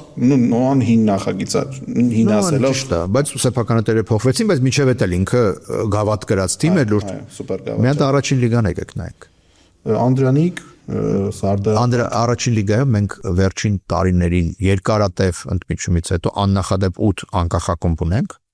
Անդրանիկն էլ առանձին խոսենք։ 8 անկախակումբ ունենք, որից 7-ը խաղում են Երևանից դուրս, բացառությամբ Միկայի։ Պատկերացնում եք։ Եվ ճիշտ առաջնությունը դա է։ Ճիշտ առաջնությունը դա է։ Եվ հիմա եթե օրինակ Սարդարապա հիմա պայքարում են բարձրագույն խմբի ուղեգրի համար, Սյունիքը, Անդրանիկը, Հայքը եւ Սարդարապատը։ 4-ն էլ մարզային ակումբ։ Այդտեղ էլ խնդիր կա, որ պայքարում են, շատ լավ ենք ասում, բայց հենց գալիս է ժամանակ, որ պետք է արտոնագիր ստանան ու խաղան, չեն ստանում կամ չեն ուզում խաղալ։ Օրինակ Սյունիքը ասած չունեն միջոց։ Սյունիքը միջոց ունի, Սյունիքի հարցը այլ է, Սյունիքը միայն մի բան է ասել։ Ստադիոնի խնդիրն։ Դե բայց այդ իրանց խնդիրն է։ Իրենց խնդիրը չի միայն, որտեվ ստադիոնը ունի սեփականատեր, պետք է, այո, հատուկ որոշում կար կառավարության, որ պետք է գնում կատարվի, ընթացակարգային հարցերը շատ երկար են տևել, բայց այդ հարցը լուծելու պես Սյունիքը կխաղա։ Խոսքը նրա մասն է, որ Սյունիքը ուզում է խաղալ Կապանում։ Գանձասարը օրինակ ասում է, երբ որ լինի, ես կվերադառնամ։ Բայց Սյունիքը ասում է, ես չեմ գնա, ես միայն Կապանում կխաղամ։ Երկու տարբեր մոտեցումներ, երկու տարբեր ակումբներ, երկուսն էլ է այդ մոտեցումը։ Եթե ակումբը զարգացման լուրջ տեսլական ունի, առաջին խմբում հաստատ դոփում է։ Լուրջ տեսլական ունի, որտեղ ունի դաշտեր, ունի ակադեմիա, ունի լիքը երեխաներ, ունի երեխաներ Ագարակում, ունի երեխաներ Սիսիանում, ինքը ունի։ Եվ հիմա ստադիոնի հարցը լուծելուն պես Սյունիքը կվերադառնա, իսկ կլուծվի այդ հարցը։ Ես դա մեր դաշտում չէ, բայց մենք իդեպ խոստացել ենք այնտեղ համ ներդրում անել եւ խոտացած կամբողջովին վերականգնել, բայց ես կարծում եմ գալիք տարում այդ լուծումը կգտնվի եւ այդ ստադիոնը կլինի ստադիոն նոր ժամանակակից ներդրում կարվի, մենք խոտացած կփոխենք եւ կլինի լավ խաղալու տեղ։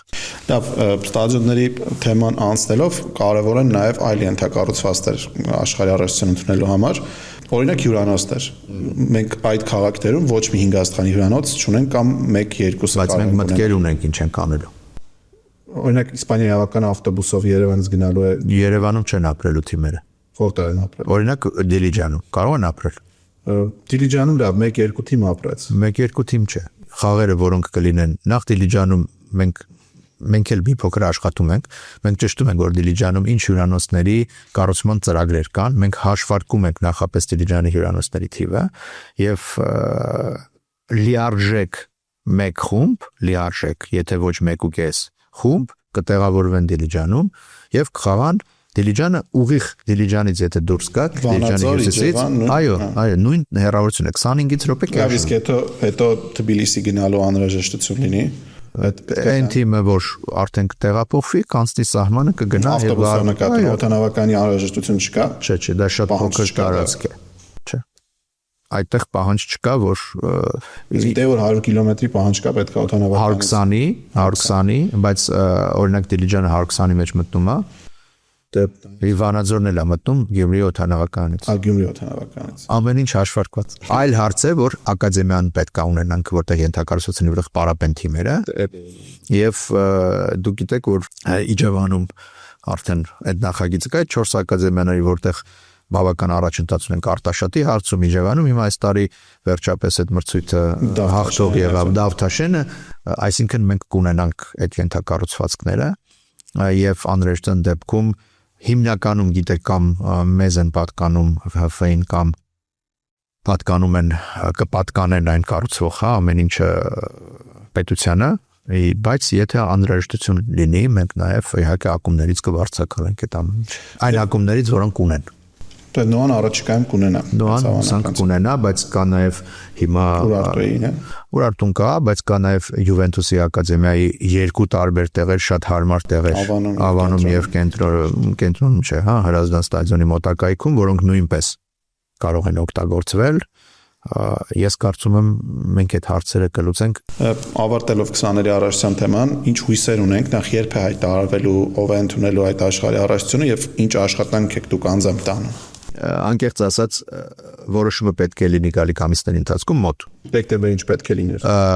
Չէ, որովհետեւ այդտեղ հարց կա։ Որոշումը 29-ի համար պետք է կայացնի բոլոր մրցաշարերի համար։ Կանանց, U20, U17 եւ քանի որ բոլոր մրցաշարների որոշումները պետք է միանգամից ունենան, բայց ես կարծում եմ կկայացվի մոտ ամիսների ընթացքում, շատ մոտ գալիք ամիսների ընթացքում եւ ինչ ենք մենք անում, մենք որովհետեւ եթե շատ ժամանակ մենք շատ ժամանակ ենք ծախսում հանդիպելու, բացատրելու, խոսելու մեր գործընկերների հետ UEFA-ում, մեր գործընկերների հետ FIFA-ում, որտեղ UEFA-ն էլ որոշակի ազդեցություն ունի process-ների վրա։ Եվ ես կարծում եմ մենք կարողացել ենք ցույց տալ մեր տեսլականը, մենք եւ Վրաստանի ֆուտբոլի ֆեդերացիան, որը շատ արդյունավետ մեծ հետ աշխատում է, շատ գոհ համագործակցությունից։ Պարոն Մելիքբեկյան, գանք ամենացավոտ կետերից մեկին մանկապատանեկան ֆուտբոլի մասին խոսենք 2018-ին, երբ դուք հարցազրույց էիք տալիս, ասացիք կան մարզեր, որտեղ խորթուբոր դաշտեր են, վառված խոտով դաշտեր են, նույնիսկ մեծ մեքենաներ են անցնում այդ դաշտերով, եւ ասացիք, եթե մինիմալ աջակցություն լինի մանկապատանեկան ֆուտբոլին, մենք միանշանակ արդյունք կունենանք։ Վստահ եմ, այս տարիների ընթացքում մեծ աջակցություն եղել է, տեսանելի աջակցություն այդ դաշտերի կառուցումը վառօրինակ, իսկ ինչու՞ չկա մարզերից արդյունք։ Մենք արդեն խոսեցինք քիչ առաջ, որ մենք 8 թիմ ունենք առաջին խմբից 7 մարզային են։ Այսինքն մանկապատանեկանի իմաստով, բայց դա ամենը սկսել է Հայկը սկսել է մանկապատանեկանով, սկսել է իր թիմերով։ Անդրանիկը երկու տեղ եւ Վարդենիսում եւ Սևանում ունի իր թիմերը։ Դա դանդաղ process է, բայց միակ ուրախալի բանը, որ այդ process-ը մարզերում կա։ Եվ ես արդեն ասացի, որ մենք մարզերից ֆուտբոլիստներ ունենք հավաքականներում, Սարդարապատից, Սյունիքից մենք 2009-ը, եթե չեմ սխալվում, 9-ում էլ ունենք շատ լավ ֆուտբոլիստներ ունենք, նաև Կապանից, հավաքականներում։ Սա առաջին գործընթացն է, որ հավաքականներում որոշակիորեն մարզից ֆուտբոլիստների, ոչ միայն Գյումրիից միշտ կային, բայց մյուս մարզերից ֆուտբոլիստների թիվը ավելացել է, սա սկիզբն է։ Եվ երկրորդը, քանի որ սա խորը մասնագիտական հարց է եւ Հայաստանում չկա այն խորը էքսպերտայնությունը, որպեսզի ամբողջ պատկերը տեսանելի դարձնի, մենք պայմանագիր ենք կնքել Double Pass ընկերության հետ։ Բոլորը գիտեն Double Pass-ին։ Շատ անգամ ինձ ասում են, ինչու Խինես Մելենդեսը այլ ոչ թե Double Pass-ը, տենց հարցերել են ինձ եղել։ Եվ երբ որ Խինես Մելենդեսի ծրագիրը մենք սկսել ենք իրականացնել ակադեմիայում եւ որոշակի արդյունավետությամբ, մենք շատ դժգոհ ենք, որովհետեւ կան թիմեր եւ ֆուտբոլիստներ, որոնք անդադ այդ ծրագրերով մանկապատանեկան ֆուտբոլի աշխատում, հիմա մենք տեսնում ենք, որ այդ Նարեկ Հովհաննիսյանը, որը շատ կողմ են հիմա բոլորը, Պետիկ Մանուկյանը, իրենք անցել են այց սկզբից 2020 թվականից 21-22 այդ ծրագրերով։ Բայց ինչպես ես ասել եմ, դուք գիտեք, որ ֆեդերացիան չէ, որ պետք է ակադեմիա ունենա։ Ակումբները պետք է ակադեմիաներ ստեղծեն։ Չնայած ֆեդերացիայի ակադեմիան կազմում է ընդհանուր մանկապատանեկան ֆուտբոլի, չգիտեմ, 6%, 5% մի ակադեմիան մեր, բայց միևնույնն է։ Եվ մենք ուզում ենք ակսելերացնենք այս process-ները։ Դրա համար Double Pass-ի այս 1.5 տարվա 2 տարվա ներկայությունից հետո, երբ իրանք մարզական տնօրենների սեմինարներ անցկացրեցին եւ հետո 1 տարի աուդիտ անցկացրեցին, վերցնում էին բոլոր տվյալները թիմերից, այցելում էին ակադեմիաներ, նայում էին եւ մեզ հաշվետվություն տվեցին։ Ինչ է կատարվում հայկական ֆուտբոլում թիմ առ թիմ, բոլոր թիմերը այդ հաշվետվությունը ստացել են ըստ կատեգորիաների, օրինակ ենթակառուցվածքներ։ Այս թիմը ինչ ենթակառուցվածք ունի կամ ֆուտբոլիստի անհատական զարգացում։ Ինչ տեմպով տաղանդների հավաքագրում ամեն թիմի համար եւ ցավալի արդյունքներ կան, որ մենք օրինակ ֆուտբոլիստների անհատական զարգացմամբ ոչ մի զարգացած թիմ Հայաստանում չունենք։ Միջին եվրոպական մակարդակ եւ բազմաթիվ այլ ցուցանիշներով։ Եվ դեռևս իրանք հիմնվել են այն տվյալների վրա, որոնք բացի այն ինչ որ իրանք տեսել են, բայց նաեւ տեսական տվյալների վրա են հիմնվել թվերի, որոնք իրենց ակումբներն են տվել։ Եվ հենց այդ հարցը միշտ ճիշտ են եղել, միշտ չէ, բայց իրենք շատ լավ ուսումնասիրություններ եւ process-ը մարզումային եւ ամեն ինչ։ Եվ Ինչ ենք որոշել մենք, որպեսզի ավելի արագացնենք այս process-ը, ավելի լուրջ մասնագետ տանք, մենք որոշում ենք կայացրել Հայաստանի ֆուտբոլ ֆեդերացիայի ակադեմիան կառավարման հանձնել խոշոր լուրջ կառույց։ Ես հիմա չեմ կարող բացահայտել, բայց գուցե տարվա սկզբին մենք կարողանանք այդ մասին խոսել։ Որ ամբողջական կառավարումը իրականացնի։ Միայն ակադեմիան։ Երեխաների ֆուտբոլային մասը, թիմերը, դա կլինի լրջագույն ակադեմիաց մեկը աշխարհում, ես դες վստահեցնում եմ։ Այսինքն կարող է չլինել, որտեղ բանակցությունների process-ում ենք, բայց եթե լինի, կլինի լրջագույն ակադեմիաներից մեկը, որոնք իրենց ծրագրով կգան կօգտագործեն մեր ծրագրերը, որովհետև օրինակ double pass-ը շատ դրական է գնահատում են ծրագրերը, որով անում էին մեզ մոտ։ Իսկ ազգային հավաքականների պատանեկան հավաքականների ստրուկտուրալ փիլիսոփայության եւ բոլոր կազմակերպման հարցերը մենք գալիք 1.5 տարում ներգրավել ենք double pass-ի։ Լավ, իսկ ակադեմիայի կառավարումը որ հանձնեք, միայն դրանով գարուն կգա։ Դրանով կարագացվի բազմաթիվ գործընթացներ մեր ակադեմիայում, այդ 5-6%-ում հայկական ֆուտբոլ։ Դե դրա մասն է խոսքը։ Բայց դա նաև հնարավորություն կտա, ես կարծում եմ, որ մյուս թիմերն էլ կսկսեն ձգվել։ Դա այդպես է, մրցակցությունը նման բան է։ Դե ակումբային ֆուտբոլում տեսնում ենք։ Այո։ Եվ ինչ վերաբերում է ազգային հավաքանի ստրուկտուրային, դրանով double pass-ն է զբաղվելու, որովհետև լրջագույն կազմակերպություն է։ Ես կարծում եմ double pass-ի սեմինարներին մասնակցած մարզիչների եւ այդ սերտիֆիկացիայի process-ին, մասնակցած ակումբները կհաստատեն դա։ Այո, ցավալի կարևորագույն կետերում, օրինակ կան կետեր ֆուտբոլային փիլիսոփայություն կամ ռազմավարություն։ Այդ կետերում ակումբներ կան, որոնք փայլուն ունեն, ամեն ինչ գրված է, բայց օրինակ ես ասացի, ֆուտբոլիստի անհատական զարգացում կարևորագույն կետ է մեզ համար, այդտեղ մենք չունենք ոչ մի զարգացած ակումբ, ունենք զարգացող ակումբներ եւ թույլ ակումբներ։ Եվ այդ գիրքը, որ հիմա իմ սեղանից որ ես ամեն օր թերթում եմ, նայում եմ եւ այլն, ես երբևէ միշտ ասել եմ, մենք երբևէ չենք ամաչում սովորել, որովհետեւ հեծանիվ չենք հորինելու։ Բայց այդ ինչու չարժեր անել ամենասկզբում ձեր պաշտոնավարման։ Եթե մանկապատանեկան ֆուտբոլի մասին միշտ խոսվել է ու ասվել է, որ դա է հիմքը։ Բայց դա փորձեր են։ Նախ մենք բազմաթիվ քայլեր արել ենք մարզերում, սկզբից ենթակառուցվածքներ, երեխաների քանակի ավելացում, որը ստացվել է, հետո արդեն որակի վրա աշխատել։ Եթե երեխա չկար, ինչ անեինք։ Չէ, ենթակա դուք ունեիք ծրագիր մարզից մարզ, օրինակ տաղանդավոր երեխաներին տանելու, չէ։ Չէ, մենք ունեինք մարզի ներսում տաղանդավոր երեխաներին հավաքագրելու հիմնական ակադեմիա։ Իսկ խոսում եմ շատ ավելի վաղ ծրագրերի մասին 2018-19։ 18-19-ին մենք ասել ենք, որ եթե մենք ստեղծենք ամեն մարզում կենտրոնացված մեկ ակադեմիա, ամեն մարզում մի հատ կենտրոն լինի, մյուս ֆուտբոլի դպրոցներից լավագույններին կհավաքենք այդտեղ։ Իսկ հետո էլ իրանք Ինչ։ Ով է նրանց մարզելու, եթե մենք չունենք այդտեղ համապատասխան կարգի մարզիչներ։ Մենք համապատասխան կարգի մարզիչներ ունենք, մարզիչների թիվը եւ մեր ռազմավարության, հիմա չենք խոսա ռազմավարությունից, որովհետեւ ռազմավարության մանրամասն վերլուծություն կլինի մեր տարեկան ժողովին, կներկայացվի բոլոր քայլերը եւ հստակ ինչի արվի թվային պատկերման, որ չլինեն հարցեր, իսկ սա, բայց ես դες մի ցուցանիշ ասեմ, մոտավորապես 500-ով ավել մարզիչ ունենք մենք վերջին 5 տարվա ընթացքում, քան ունենք 19 թվականին։ Բայց այդ մարզիչները այն մարզիչներն են, որոնք այդ տարիքի երեխաների հետ պետք է աշխատեն։ Բոլոր տարիքի երեխաների հետ աշխատող մարզիչներ լիցենզավորված, մենք բազմակի քանակ ունենք ավել, քան 19 թվականին։ Լիցենզիան այլ բան է, որակ ունենալը այլ բան է։ Հիմա դա նայեք, Հայաստանի ֆուտբոլի ֆեդերացիան պետք է պատրաստի մարզիչներին, ընդունի քննություններ, գնահատի նրանց եւ տա լիցենզը։ Ճիշտ է, բոլոր քայլերը մենք անում ենք։ Հիմա հաջորդիվ ես տարբեր օրինակներ կան մարզիչներ, որոնք շատ որակյալ են, բայց իրենց ակումբում այլ բան են պահանջում։ Ակումբը ունի այլ պահանջներ, քան այն ինչ որ իրանք սովորել են 10-10-ների ընթացքում եւ ինքը որոշում է անել ակումբի պահանջները, որովհետեւ խնդիրը մանկապատանեկան ֆուտբոլում միևնույն է մնում է նույնը։ Վարձատրությունը մարզիչների, դա խնդիր է, եկեք մենք չենք կարող փախնել դրանից, որովհետեւ մարզիչները հիմնականում 2-3 տեղ են աշխատում, որպեսզի ապահովեն, իրենց աշխատավարձը եւ այլն, ու ոչ բոլորն են վճարում այնքան, ինչքան դրանք եւ դա խնդիր է։ Կենտրոնացում չկա։ Տարբեր տեղեր տարբեր կերպ են աշխատում, եւ ամեն ակումբ մի բան է պահանջում։ Այդ խնդիրներից անընդհատ պահանջում է 12 տարեկանում ամեն գնով հաղթել։ Եվ մենք անընդհատ փորձում ենք պայքարել այդ երևույթների դեմ, որը իմ համար շատ վատ երևույթներ են։ Մինչև 12 տարեկան դա մինչև իմ գալն է եղել ֆեդերացիա, որ շատ ճիշտ որոշում է։ Մենք չունենք հաշիվներով խաղալ։ Բազմաթիվ եվրոպական երկրներում այդ ավանդույթը կա, բայց ծնողները իրենք հաշվում են, իրենք խմբեր են ստեղծում, իրենք գրում են արուսակներ, հետո գավաթներ են ու մեդալներ են առնում, իրենք կազմակերպում են ու տալիս են։ Ծնողները ոչ թե անգամ ակումբները։ Սա իմ համար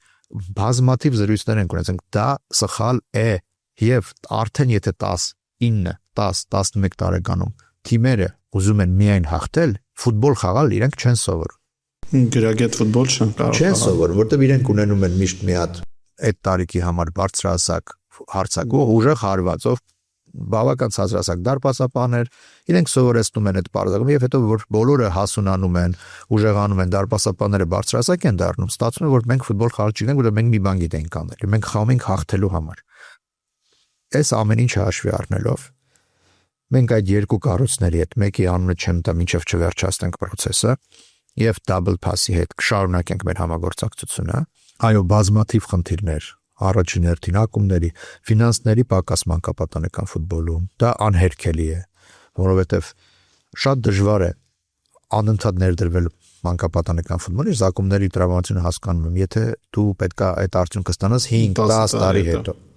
Բայց ինչ որ մի պահի մենք դրան պետք է։ Բայց իրանց գլխավոր թիմից պետք է ակնկալեն արդյունք ու Հայաստանում էլ գլխավոր թիմում այս պահին ով Եվրագաղթում հաջողության հասնում հայ ֆուտբոլիստով չի խաղում։ Ու եթե իրենք այդ ծրագիրը մենք ինչ որ կետում ամեն անգամ ասում ենք այս պայից սկսած պետք է սպասենք օրինակ 7-8 տարի եւ կլինի արդյունքը, բայց կան թիմեր, որոնք կամաց հիմնված են իրենց մանկապատանեկան թիմերը աշխատում են։ Նույն առաջին բայց գալիս են հասնում են մրցակցությունը պարտվում են որովհետև նախ առաջության մակարդակն է անդադ բարձրանում եւ գալիս են հասնում են հայ ֆուտբոլիստները պարտվում են մրցակցությունը վերջ մենք խաղում ենք լեգիոներներով որովհետև մեր նպատակը բայց բոլորն են այդպես անում ով հաջողության է հասնում Եվրագավաթում այո իսկ Արարատ Արմենին Ուրարտուն այդպես են անում Ուրարտուն ինչ հաջողության հասել Եվրագավաթում լավ հաջողության չի հասել Ուրարտուն բայց խաղում է որոշակի հայ ֆուտբոլիստներ խաղում է Ուրարտուն Հայաստանի առաջացնում լավ ֆուտբոլ է խաղում այս պայդրությամբ չնայած բոլոր մրցաշրջաններում վերջին տարիներին առաջատար թիմերից մեկն է բայց Եվրագավաթներում միշտ ծախում Արարատ Արմենյան մեկ փուլ լավ անցավ լավ ուժեղ մրցակցի կարողացավ շրջանցել բայց հետո արդեն ճաշակային թիմի հետ բայց կգա այդ ժամանակն կգա ես կարծում եմ որ կգա այդ ժամանակն էլ որ հայ ֆուտբոլիստները որովհետև մեր համար նպատակ չէ որ հայ ֆուտբոլ ինքնանպատակ չէ որ հայ ֆուտբոլիստները խաղան դա ինքնանպատակ չէ տարբեր նպատակներ որոշ հայ ֆուտբոլիստներ նաև լավ նպատակ է որ շատ վաղ տարիքում մենք ուղարկենք դուրս այդ խնդիրը այո հիմա մենք փորձում ենք անել օրինակ հիմա ունեցանք դեպք երբ Դավիթ Հակոբյանին երիտասարդական հավաքանի ֆուտբոլիստին մենք ուղարկեցինք Սլովակիա հիմա էլի կլինեն ֆուտբոլիստներ որոնց կուղարկենք բայց այդտեղ կան բազմաթիվ գիտեք հարցեր որ մենք անընդհատ քննարկում ենք կա բանակի հարցը որոնք մարդիկ ծառայում են եւ երբ որ ծառայում են արդեն 20 են դառնում եւ հետո մեզ ավելի շուտ տարիքում շատ կտրուկ անցում անենք դրան չնայած դեռ կվերադառնանք մանկապատանեկանին բանակի խնդիրը կա տարկետում եւ կա ԲԿՄ այո ինչու այն ֆուտբոլիստերին որոնք այդ տարիքում տեսնում ենք մեծ պոտենցիալ ունեն ու կարող են արտասահմանից առաջարկ ստանալ նրանց տարկետում չտալ որպեսզի խնդիր չունենանք 19 պոտենցիալ ենք տեսնում ու մոտ եթե մեկը 17 տարեկանում առաջարկ ունենա լուրջ ռեալ ակումբից մենք կփորձենք դա պաշտպանության նախարարության հետ քննարկել բայց այլապես ինչով է ԲԿՄ-ի ֆուտբոլիստը ծառայություն է անցնում մարզական վաշտում գիտեք ծառայություն է անցնում տարեկետման մեջ գտնվող ֆուտբոլիստը յուրաքանչյուր պահի եթե մարզավիճակ չունենա վնասվածքանը կարող է կասեցվել եւ գնալ ծառայել։ Դա իշահ ֆուտբոլիստի է ուզում եք ասել։ Իշահ ֆուտբոլիստի է, բացի դրանից մենք այդ ֆուտբոլիստներին ոչ, դա ֆուտբոլի մասին է։ Եկեք հələ իշահ ֆուտբոլիստի չասենք։ Ֆուտբոլի մասին է դա, որովհետև ինքը հնարավորություն է ստանում խաղալ բարձրագույն խմբում ֆուտբոլ։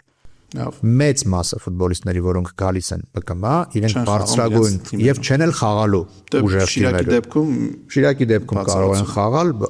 որոշ 1-2 դեպքեր Արտուր Սերոփյանը վերադարձավ խաց, Ուրարտում չեմ հիշում դեպք, որ 18 տարեկան է հիմա կարծում եմ Դավիթ Հարությունյանը օրինակ Դավիթ Հարությունյանը մի փոքր խաղացել է, բայց մշտական միևնույն է խաղաժամանակ չունի։ Երբ որ մենք խոսում ենք ԲԿՄ, մենք խոսում ենք մշտական խաղաժամանակ եմ ասում, մենք խոսում ենք դրա մասին, որ Նարեկ Հովհաննիսյանը մշտապես խաղում է ԲԿՄ-ում։ Եթե որևէ ինքը ակադեմիայից է, բայց եթե որևէ ֆուտբոլիստ կա, որ միշտ կխաղա առաջին 11-ում, միշտ այդ ոչ մեկ բան չի կարող երաշխավորել։ Իհարկե չի կարող երաշխավորել, դրա համար ԲԿՄ-ն հիանալի տարբերակ է, որպեսզի այդպես լինի։ Հիմա էլ մենք process-ում ենք, որպեսզի ԲԿՄ-ն հանձնենք պաշտպանության նախարարությանը, այլևս չկառավարվի Հայաստանի ֆուտբոլի ֆեդերացիայի կողմից, որովհետև նախնական ԲԿՄ-ի տրամաբանությունը, երբ ակումբները վճարում են իրենց ֆուտբոլիստները, այլևս չի գործում, նրանք 3 տարի չեն վճարում եւ ամբողջովին հրֆնել ծախսերը ակումբ, դրա համար մենք ուզում ենք տալ պաշտպանության նախարարությանը եւ արդեն երբ որ լինի պաշտպանության նախարարի ակումբ կից պաշտպանության նախարարությանը, ակումբ կլինի, դա առանձին ակումբ կլինի, երբ կլինի դա։ Մենք արդեն վերջնական փուլում ենք համաձայնագրեր կնքել։ Իսկ այդ դեպքում չեք կարծում, որ ծեր ֆունկցիաները ազդելու ինչ-որ բաները ավելի կքչանան տեսանկյունից, որ օրինակ նույն Նարեկ Հովհաննիսյանի նման եւս 1-2 ֆուտբոլիստ լինեն, ելի այդ հարցը կմնա օդում, պաշտպանության նախարարության կից ակումբում նրանք շարունակեն խաղալ, կլրանա 20 հետո նոր եթե ունենան առաջարկ կգնա։ Ինչու հիմա չլուծել այդ խնդիրը։ Ոնց լուծել։ Այդ ինչ-որ պետական մակարդակով պետք է լուծի, որովհետև 100 ֆուտբոլիստի մասին չի խոսքը, տարեկան 1 կամ 2-ի մասն է խոսքը, եթե մենք այդ հարցը մեր քննարկման առաջնագծում է, այսպես ասենք, պաշտպանության նախարարը, որը շատ աջակցում է մեզ բոլոր հարցերում կապված բանակի հետ եւ սիրում է ֆուտբոլ, կարեւոր է, հասկանում է եւ դա շատ կարեւոր է։ Այդ իսկ պատճառով մենք այդ հարցերն էլ ենք քննարկում, ես հիմա ասեմ, ընթացքում կտեսնեք, բայց փոխանցելը ԲԿՄ պաշտպանության նախարարությունը դա անհրաժեշտություն է, որովհետեւ մենք առաջին հերթին կազատվենք խոսակցություններից լրացուցիչ, որ ԲԿՄ-ն կարող է ազդել, կարող է ազդել, այո, երբևէ տենց բան չեմ տեսել, երբևէ, բայց եւ վիրավորվում եմ այդ զրույցից, բայց ինչեւ է, որպեսի դա իմ անձնական կարծիքն է, անձնական կարծիքով չէ, որ ամեն ինչ պետք է լինի, բնականաբար եւ ոչինչ անձնական կարծիքով չպետք է լինի, դրա համար մենք ԲԿՄ-ն կհանձնենք, պաշտպանության նախարարությունը կսկսի կառավարումը, հետ զետ է, հա, փուլ առ փուլ, հիմա բայց հիմնականում եւ արդեն հետագայում կտեսնենք այդ process-ը, բայց այդ 1-2 ֆուտբոլիստի հարցը մենք քննարկում ենք, հավատացնում եմ ձեզ, մենք քննարկում ենք։ 1-2-ի հարցը կետային տրանսֆերների մասն է այստեղ խոսքը։ Չէ, մենք չենք անելու դա բացառ, ամեն ինչ արվելու է օրենքով։ Այսինքն բոլորի համար հասանելի է։ Ամեն ինչ արվելու է օրենքով, բայց ոչ տարեկետում, մենք 17-ում, եթե ֆուտբոլիստը ռեալ առաջարկ ունի, 17-ում գնում է։ Գիտեք, մենք հիմա process ունենք շատ հատ։ 14-15 տարեկան ֆուտբոլիստների ծնողներին համոզում են, որ վճարովի տեղափոխվեն Իսպանիայի որևէ ակադեմիաներ։ Մեր ազգային հավաքանի ֆուտբոլիստները պատանեկան համոզում են իրեն գնում են, դա ընդհանրապես նույն վճարովի խմբերն են, ոնց որ մեր թիմերը են Իսպանիայում, բայց անունը Իսպանիա է։ Այդ ֆուտբոլիստի զարգացման առումով դա ոչինչ է։ Եվ շատ հաճախ այդ թակարդի մեջ ընկնում են։ Շատ հաճախ։ Մենք ուզում ենք ռեալ համակարգ, հա, ռեալ հետաքրքրություն, բայց երբ որ մենք հիմա այս process-ում մի քանի երիտասարդ, եթե Դավիթ Հակոբյանից հետո կարողանանք, եթե մի քանի ֆուտբոլիստ երիտասարդ կարողանան իրենք դուրս գալ Հայաստանից խաղալ դրսում, այդ process-ը ինձ թվում է շատ կարգավորված կլինի, արդեն կհասկանան մարդիկ ուր է գնում, ԲԿՄ-ի հետո էլ կարող են գնալ։ Եթե Հայաստանի առաջին բարձրագող Նարեկ Գրիգորյանը վառոն է, խաղաց ԲԿՄ-ում, տեղը հետ գնաց, Ուրարտու գնաց Ֆարոն, չէ՞։ Բայց հնարավոր է Արտուր Սերոպյանը, եթե չեմ սխալվում կամ Ստեփան Մկրտչյանը, ԲԿՄ-ից գնաց անմիջապես։ Այսինքն այդ ֆուտբոլիստները ինչու աճեցին, որովհետև հնարավորություն ստացան մշտապես ֆուտբոլ խաղալ, ոչ թե փոխարինման դուրս գալ 10 տարի։ Հա, բայց այդ 2 տարին է, այստեղ համահանում է, այսպես ասած, ոնց որ շատ լինի 2 տարին, մի տարի խաղալով դու կարող ես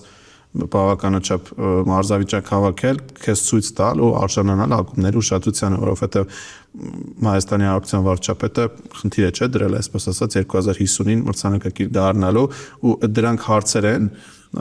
որոնք կապված են նաև կարծում եմ ապագա կուրսերի հետ։ Այո, բայց նախ որ ասում եք մի տարի ունենք օրենք բանակի մասին։ Չէ, դրա մասին եմ խոսում, որ կոնկրետ 1, 2, 3 ֆուտբոլիստի ես նորից կրկնեմ, զետալները մենք քննարկում ենք եւ որոշակի հարցեր փորձում ենք լուծել օրենքի շրջանակներում իհարկե, այդ իսկ պատճառով եւ ԲԿՄ-ի անցումը պաշտպանության նախարարությանը ինձ թվում է դիալոգ կստեղծի նաև ՊՆ-ի որպես ղեկավար կառույց ԲԿՄ-ի եւ թիմերի միջև, իրանք հասկանան, որ սա ՀՖՖ-ի կապրիզները չեն, կլինեն դիալոգ երկու կառույցների միջև, որովհետեւ հիմա էլ մենք հիմնականում մասնագետներին ենք թողնում այդ։ Մենք չենք խառնվում, չենք ասում ինչպես լինի մասնագիտական կարծիք է լինում մարզչական տարբեր, մեկ չէ, 15 մարզիչ, 16 մարզիչ, հա, այդ որոշումները կայացնում են։ Եվ կարծում եմ ավելի կբարելավենք այս իրավիճակը, բայց այն որ հիմա հետաքրքրություն կա ԲԿՄ-ի ֆուտբոլիստների վերաբերյալ երիտասարդ եւ դա դրական է, մնում է որ նրանք կարողանան տեղափոխվել եւ խաղան ամենակարևորը խաղան Դավիթ Հակոբյանը տեղափոխվել է խաղում է 15 րոպե 20 րոպե գավաթներում է խաղում գոլը խփում դրական process է բայց մեզ պետք է որ հիմա արդեն ինքը ամրապնդվի եւ ցույց տա որ այդ ճանապարհը կա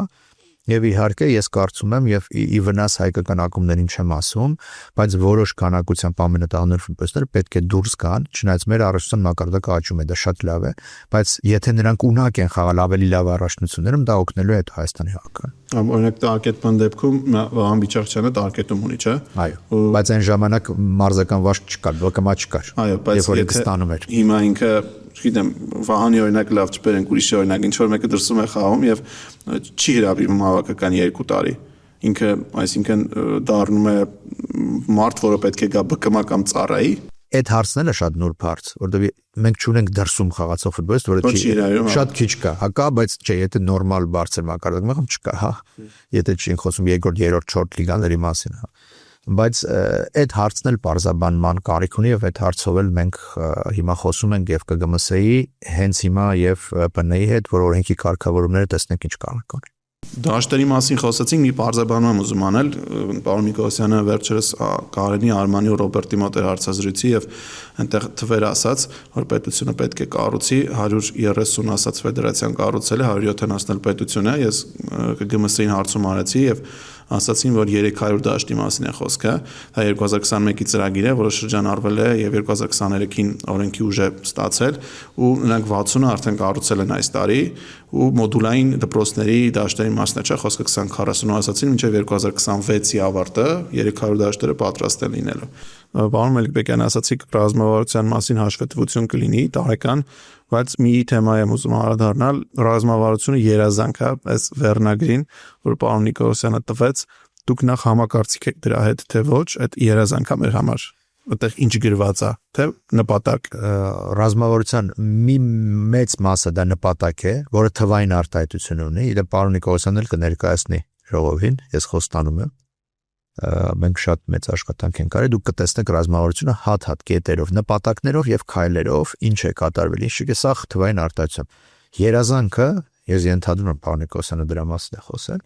երազանքը այդ դուրս գալու հարցն է, որ դուք դուրս չեք, մեկակ ֆուտզալն է դուրս եկել, կանայք պետք է դուրս գային ազգայինը եւ ֆուտզալը, բայց դուրս եկել միայն ֆուտզալ։ Ուրեմն ես մի բան կարող եմ ասել եւ հաջորդ ռազմավարությունը 26 թվականի արդեն մշակվել է, բայց շտկումներ ունի կախված նրանից ինչու ենք մենք հետաձգում սա, որտեղ մենք պետք է իմանանք մենք ստանում ենք 20-երի աշխարհը լրիվ ուրիշ տրամաբանական է ենթակառուցվածքային բոլոր առումներով։ Ռազմավարություն պետք է կետեր փոխվեն այդտեղ ստանալու եւ չստանալու դեպքում, բայց դա է կարող համարվել երազանք, չնայած դա պարոն Նիկոլոսյանի ձևակերպումն է, բայց ես ասեմ, դա միշտ պետք է գրվի։ Բայց որպես նպատակ, թե որպես ցանկություն, այսպես։ Ցանկություն նպատակ, ասենց ասեմ, պետք է նպատակին գնա, բայց եթե մենք գիտենք, որ դա անգամ չի արվելու, օրինակ, որոշ դեպքերում, օրինակ շատ դժվար է լինելու, որ մեր 19 տարեկանները, որոնք շատ լիմիտավորված քանակի ֆուտբոլիստներ ունենք, որովհետև մեր 19-ներում մենք ընտրում ենք շատ փոքր քանակի բանակ են գնում, հա, մեծ մասը մենք հետո ընտրում ենք շատ փոքր քանակի ֆուտբոլիստներ, նույն տարիքի, երբ որ օրինակ յուրաքանչյուր Չեխիան ունի այդ 150 հոգուց ընտրելու հնարավորություն, մենք 20-30 ամենաշատը, բայց մենք պետք է դա գրենք, որովհետև մենք պետք է այդ աշխատանքները տանենք։ Դրա մասին 19-ների դեպքում համաձայն եմ, բայց 21-երը ազգային հավաքականը վերջին 15 տարին եթե վերցնենք, մենք շատ մոտ ենք եղել, 21-երն էլ են մոտ եղել, 21-երը մի անգամ, այո, բայց 21-երի հարցն էլ մենք վերջին տարիներին ես բացատրել, մենք անընդհատ այդպես ֆուտբոլիստ ենք եկել, այնտեղ կոպիտ ասածը լրացնելու համար խորություն ապահովում։ Բայց հենց դա չի 21-երի գլխավոր նպատակը ազգային ֆուտբոլիստ տալը։ Դուք ավելի շատ եք հիմա ֆեդերացիային պաշտպանում, քան ես, այո։ Չէ, ուղղակի նպատակը դա է, բայց այդ պատճառ պետք չէ, կարծում եմ պետք չի բերել այդ պատճառ, ասել, որ շատ ֆուտբոլիստ ենք տվել, դրա համար մենք պարտվում ենք։ Մենք խաղեր ենք ունեցել, որտեղ օրինակ Շվեդիային 0-10 ենք պարտվել, կամ Ֆրանսիային 0-7, կամ Ֆինլանդիային 0-6, 21-երի մասն է խոսքը, բայց չի կարող այդ մակարդակը լինել, էլի, այս տարբերությունը։ Եկեք ես ասեմ, 0-10-ը ես ընդհանրապես չեմ սիրում այդ 0-10-ի մասին խոսել, որովհետև այդ օրը, այդ թիմը, որպեսզի փակենք այսու այդ խոսակցությունը, նախ դուք չգիտեք ինչպես է պատերազմի եւ կոവിഡ്ի ժամանակ հասել Լեհաստան, դա տնային խաղեր, գիտեք, Մենք չենք կարող հասել Լեհաստան խաղալու համար այդ խաղը, դուք ոչ մեկ չի պատկերացնում ոնց է եղել, որ մենք օրինակ Լյուքսեմբուրգին եւ Շվեդիային մենք խաղի օրն ենք հասել, որովհետեւ ծանրագույն պայմաններում եւ մենք ուղակի գնացել ենք մասնակցելու համար, ուղակի դա ես դրա մասին չեմ ուզում խոսել, դա իր հատուկ դա օբյեկտ դա պատերազմ էր երկրներու բոլոր խաղերի մասին եմ խոսում։ Չէ, մնացած խաղերը մենք կարող ենք դիտարկել, բայց 0-10-ը մի քիչ առանձին փակ։ Շատ լավ, 0-10, բայց երիտասարդական հավաքականը, ինչ ասացիք, 0-7-ը պարտվել է Ռաֆայել Նազարյանի ժամանակ, 0-6-ը Ֆինլանդիային Վագներ Մինասյան, հա, եւ գերբրիտանական Արմենը Իտալիային, բայց շատ 1-5 6, հա 1-5 ասեցիք, ահա։ Բոլորի դեպքում նման բան լինում է, բայց մենք 6 խաղ ենք պարտվել։ Համեն 6 խաղ պարտվել ենք երիտասարդականը։ Բայց ես կուզեի գտնել բարդ, որը 6 խաղն էլ նայել է երիտասարդական։ Ես նայել եմ 5-ը, շատ լավ։ Եվ մասնավորապես վերջին 2 խաղում տնային խաղերի մասն է խոսքը, բավականին լավ ֆուտբոլ կար, Իտալիայի հետ էլ առաջին խաղակերս։ Չէ, բայց մենք բավականին լավ ֆուտբոլը քիչ է, մենք պարտավոր ենք 2 խաղն հաղթել։ Շատ գոլային բայեր ենք ունեցել, չենք իրացրել։ Այդ Ալեքսանդր Պետրակովն էր ասում, վարպետության բացակայություն։ Լավ, բայց ցավալիորեն դա տենց է եղել, ցավալիորեն, բայց մենք արդեն Եղիշե Մելիքյանը, որը 2 խաղերն են, ասենք երկրորդ խաղն Շվեդիայի ինձ հետ նայում էր խաղը, արդեն գիտի ֆուտբոլիստներ, որոնք արդեն Նայք Բանդիկյանին ներգրավեց եւ հիմա այս ընկերական խաղերի փուլում ներգրավելու են շատ։ Դրանց Բանդիկյանը այդքան էլ երիտասարդականի ֆուտբոլիստ չի, շատ քիչ է եղել այնտեղ եղել է։ Դե հա, դե Ռանոսն էլ մեծ հաշվով կարող ենք հաշվել երիտասարդականի տեխնիկա։ Չի եղել երբևէ։ Չի եղել, բայց կարող էր։ Կարող էր լինել, բայց Բանդիկյանը անգամ 19-ները հրավիրվել։ Այ 19-ներ։ Այսինքն Բանդիկյանը անցել է մեր այդ համակարգերով։ Նույնը Գյորգի Հարությունյանը։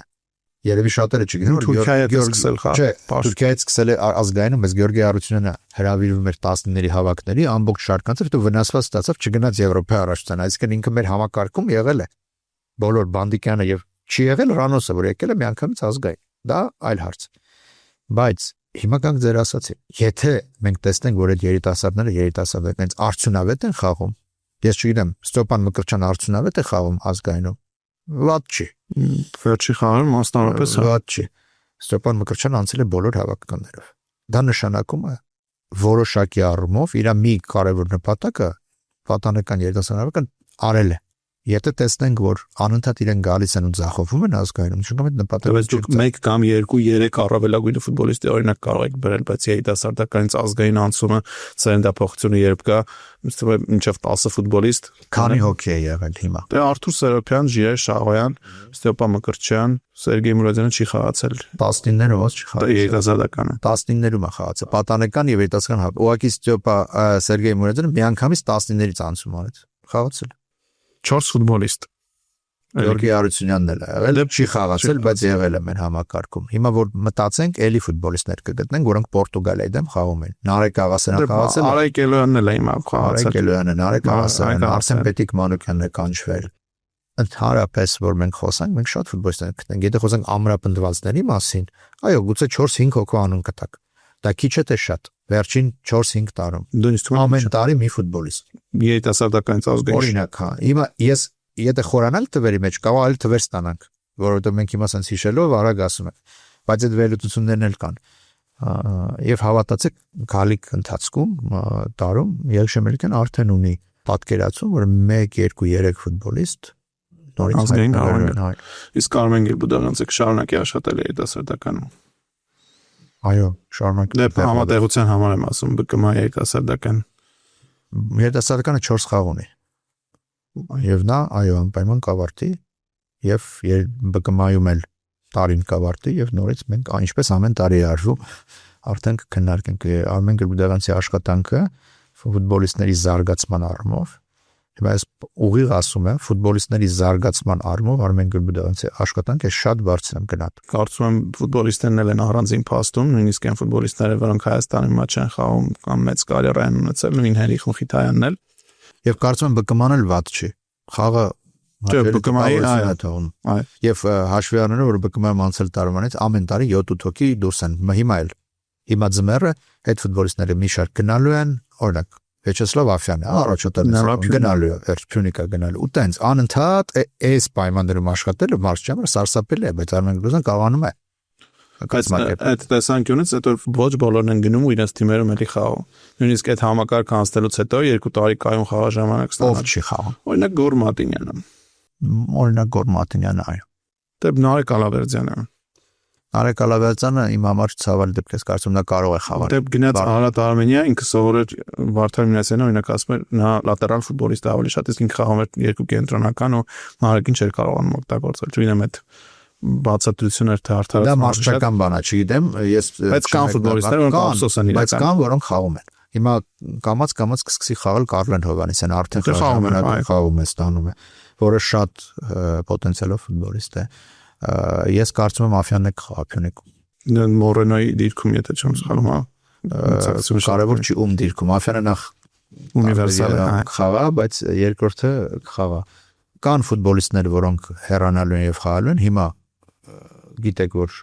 Շիրակի ֆուտբոլիստները հետ են գնալու։ Նարեկը Ջանոյան հիմա այդ կգնա, արդեն գնացել է Թարլոյանը։ Այո, նրանք խաղան։ Եվ դա շատ կարևոր է։ Եվ ամեն դեպքում արդյունքների մասին չխոսել չեն կարող, երիտասարդականը վերջի անգամ շատ վաղուց է հաղթել, դե պատանեկան հավաքականների մասին չխոսենք էլ, այստեղ խնդիր չեք տեսնում, ուզում եմ նախ մարզիչների մասին խոսենք, օրինակ Միշա Ջորկաևն է 19-ների մարզիչը, ինչ ճանապարհ ունի նա անցած, որ այդ ամենակարևոր տարիքային հավաքականներից մեկում ինքը գլխավոր մարզիչն է եւ ճիշտ է ընտրությունը կատարում մարզիչների ես դա իմ ամենակարևոր խնդիրն է եւ մտածմունքն է։ Բայց եթե մենք կենտրոնանանք մարզիչների վրա ու մտածենք, որ միայն մարզիչն է, մենք շատ տարբեր մարզիչների, շատ տարբեր հավաքականներում փորձել ենք եւ ճանապարհ անցած եւ պահեր եկել, որ մենք ասացինք գուցե իդե պրո արտոնագիրը Միշա Ջորկաևը ստանում ինքը ունեցել է մանկապատանեկան ֆուտբոլում աշխատելու փորձ Ֆրանսիա։ Մենք ասենք մի հատ դրսից հայացք բերենք, տեսնենք։ Բայց հարցը հետեւելն է, անկեղծ եմ ասում, որ ամեն ինչ փորձերով մենք հասկանում ենք, որ մենք չունենք խորություն կազմի եւ դուք գիտեք, որ Դավիթ Հարությունյանը մեր առաջատարը չգնաց 19-ների հետ։ Մեկ ֆուտբոլիստն է արդեն տարբերություն տալիս։ 17-ում մենք ամբողջ տարի շատ հաջող ընթացք ունեցանք։ Մենք լավ ընկերական խաղեր խաղացինք, մենք հաղթեցինք ընկերական խաղերում, մենք մի հատ Հունաստանի հետ, որը շատ ուժեղ խաղացին, ոչ ոքի խաղացինք։ 9 գոլային գործողություն եղավ, որից 8-ին մասնակցեց Անդրանիկ Երևանցյանը։ Նա 17-երի ակնի բացահայտ առաջատարն էր։ Եվ Անդրանիկ Երևանցյանը վնասված ստացավ, ծանրով չգնաց։ Մանուել Բեկեն, դու մի քանի խաղի մասն եք խոսում, ախր տարիների արդյունքներ են սրանք։ Այդ չեն ազդում ֆուտբոլիստների հոգեբանության վրա։ Դա ազդում է բոլորի վրա, այդ թվում մարզիչների, բայց մենք հասկանում ենք, որ հայկական ֆուտբոլում կա խնդիր։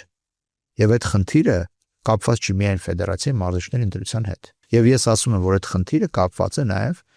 ակումբների, երբ ասում եմ ակումբներ, այդ թվում նաև ակադեմիայի աշխատանքի հետ, որոնք ինչ ֆուտբոլիստներ են պատրաստում եւ ինչ մակարդակի մենք տեսնում ենք ու հասկանում ենք։ Ասում եմ, չէ, դու կարող եք մարզիչներ են նշանակել, կարող եք ասել, երբեմն այո, երբեմն սխալներ լինում են։ Բայց դուք կարող եք ասել, որ այո, դուք կարող եք ասել, որ այո, արդյունքները սենց են։ Ես բացատրում եմ, որ պատճառները կարող է լինել սխալ մարզչի նշանակման դեպք եւ կարող, բայց սխալ մարզիչը չի կարող, հա, այն թիմը, որը սովորաբար պիտի հաղթեր, գա 7-0 պարտվի։ Դա շատ པարզ օրինակ կա։ Մեր ակումբները սովորաբար ունեն սովորություն, երբ հրավիրում են 6 հոգի պատանեկան որևէ հավաkan, որևէ գրում են Facebook-ում, որ մեր սաները հրավիրեցին։ Երբ որ այդ նույն թիմը պարտվում է, իրենք գրում են, որ ֆեդերացիան սխալ մարզիչ նշանակեց։ Հիմա եթե մենք դա չդիտարկենք ամբողջականության մեջ, մենք դրա համար ենք այս մեծ ծավալի ներդրումները, double pass-ի վերլուծությունները եւ հիմա արդեն վերլուծությունների արդյունքում ռեկոմենդացիաների աշխատանքում անում, որպիսի այդ խնդիրներից ցերպազատվենք։ Դենց չի, որ մենք նստել ենք եւ ոչինչ չենք անում։ Եվ որոշակի ծիլեր ավելի ցածր տարիքներում 2009-10-11 տեսնում ենք արդեն, անկեղծ տեսնում ենք։ Եվ հիմա այդ աշխատանքը, որը կկատարվի, եւ այդ միջազգային փորձը, որը կգա, նույն Յուվենտուսի ակադեմիաների փորձը, եթե Յուվենտուսի ակադեմիան սկսեն վատ, լավ, ինչպիսին կլինեն, բայց դա միջազգային փորձ է, որը որոշակի ստրուկտուրալ բան կբերի։ Որովհետև որոշակիորեն, օրինակ Սարդարապատ ուներ փորձ, եւ Լանսի ակադեմիայի նախկին տնօրեն Էրիկ Ասադուրյանին բերում էր իրենց մոտ ստրուկտուրալ։ Դա աշխատանում էր ֆուտբոլիստների, դա աշխատելու է, ամեն ինչ աշխատելու է։ Ուղղակի եթե սենց, հա, մեղադրենք ֆեդերացիան ակումբներն, ասեն դուք ֆուտբոլիստ չեք պատրաստում, մենք չենք կարող հաղթենք։ Իրենք մեղադրեն, որ դուք վատ մարդ չեք, նշանակում են ոչ մի չենք հասնի։ Հարաբերություններ են, որոնք ձևավորվել են, չէ՞, տարիների ընթացքում,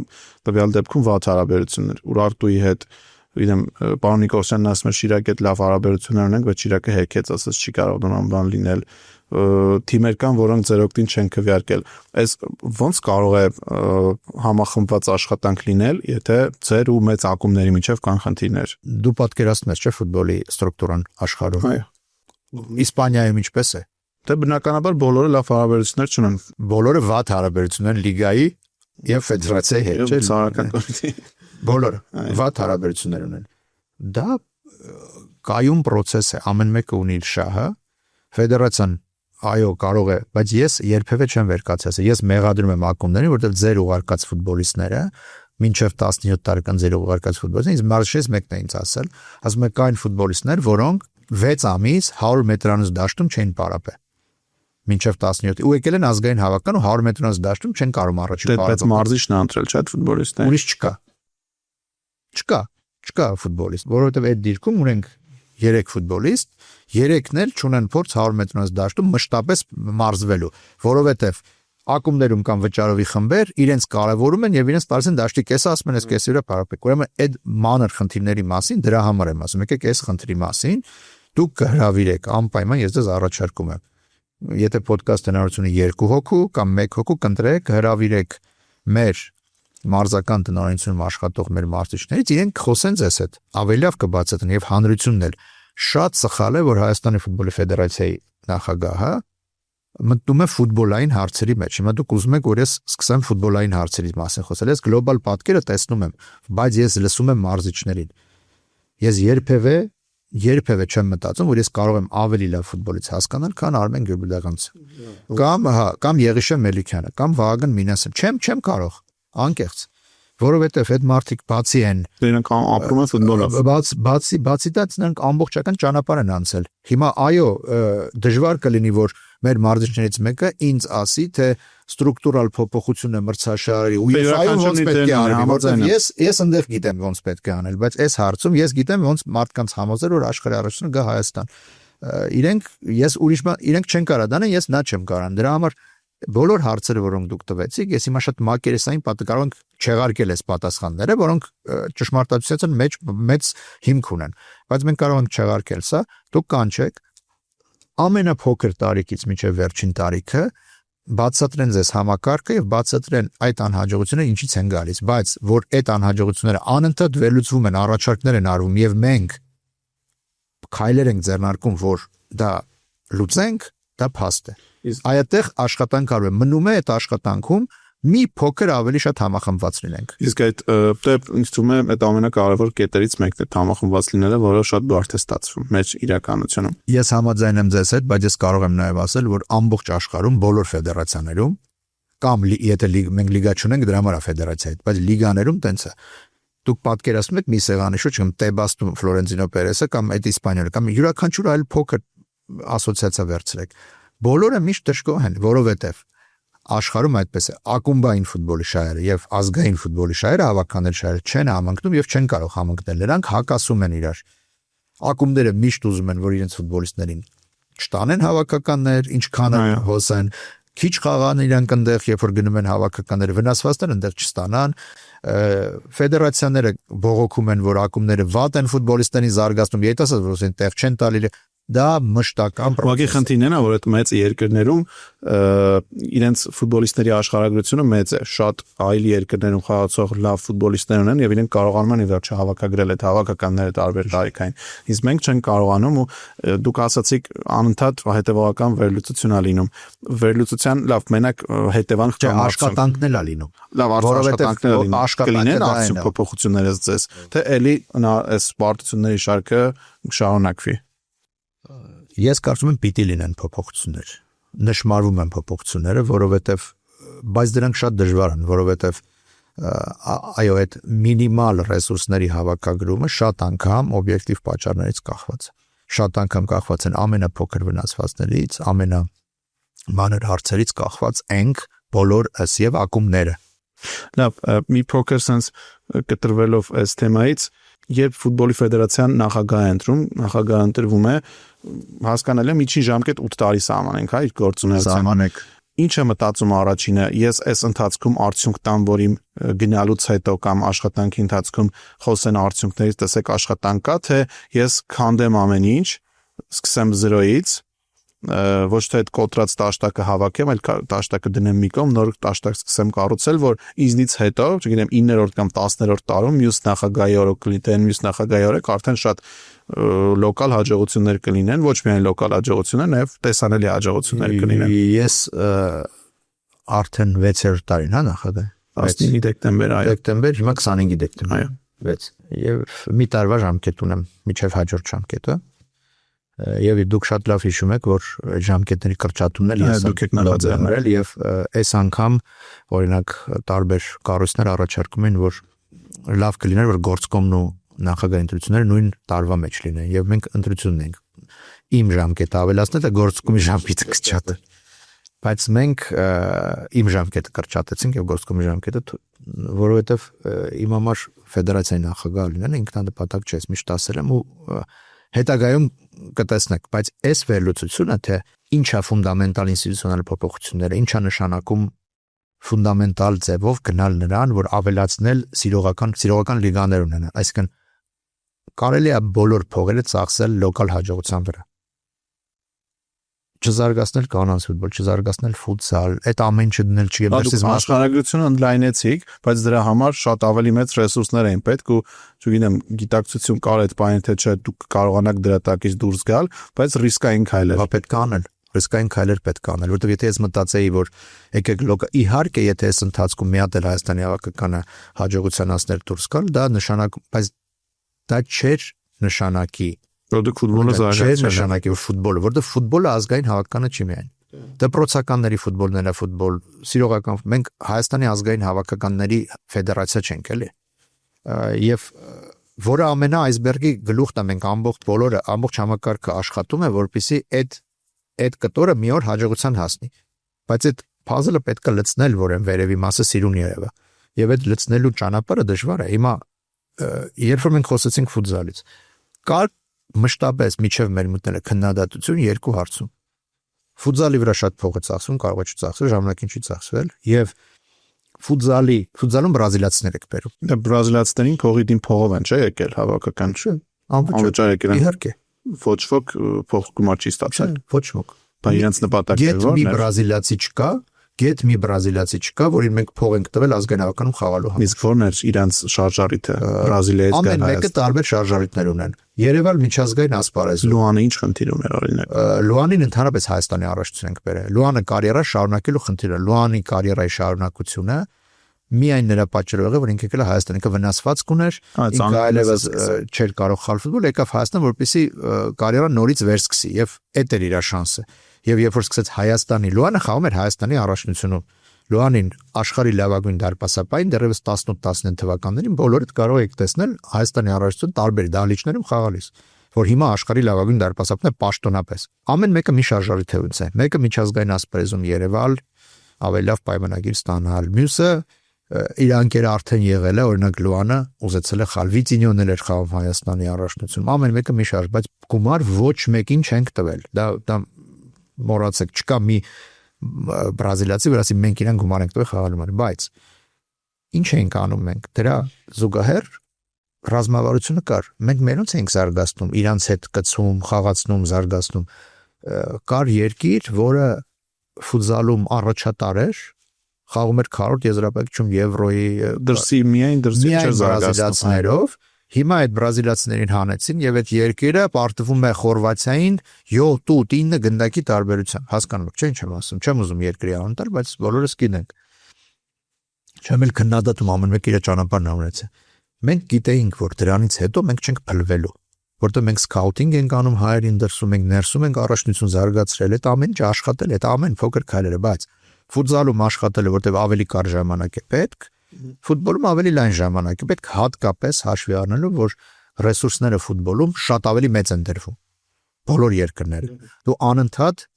այդ ռեսուրսների կարիք ունես, եւ ֆինանսական ռեսուրսները նույնպես շատ կարեւոր են ներդրում անել։ Բայց որ ամեն ինչ պետք է զարգացնել, սենց պետք է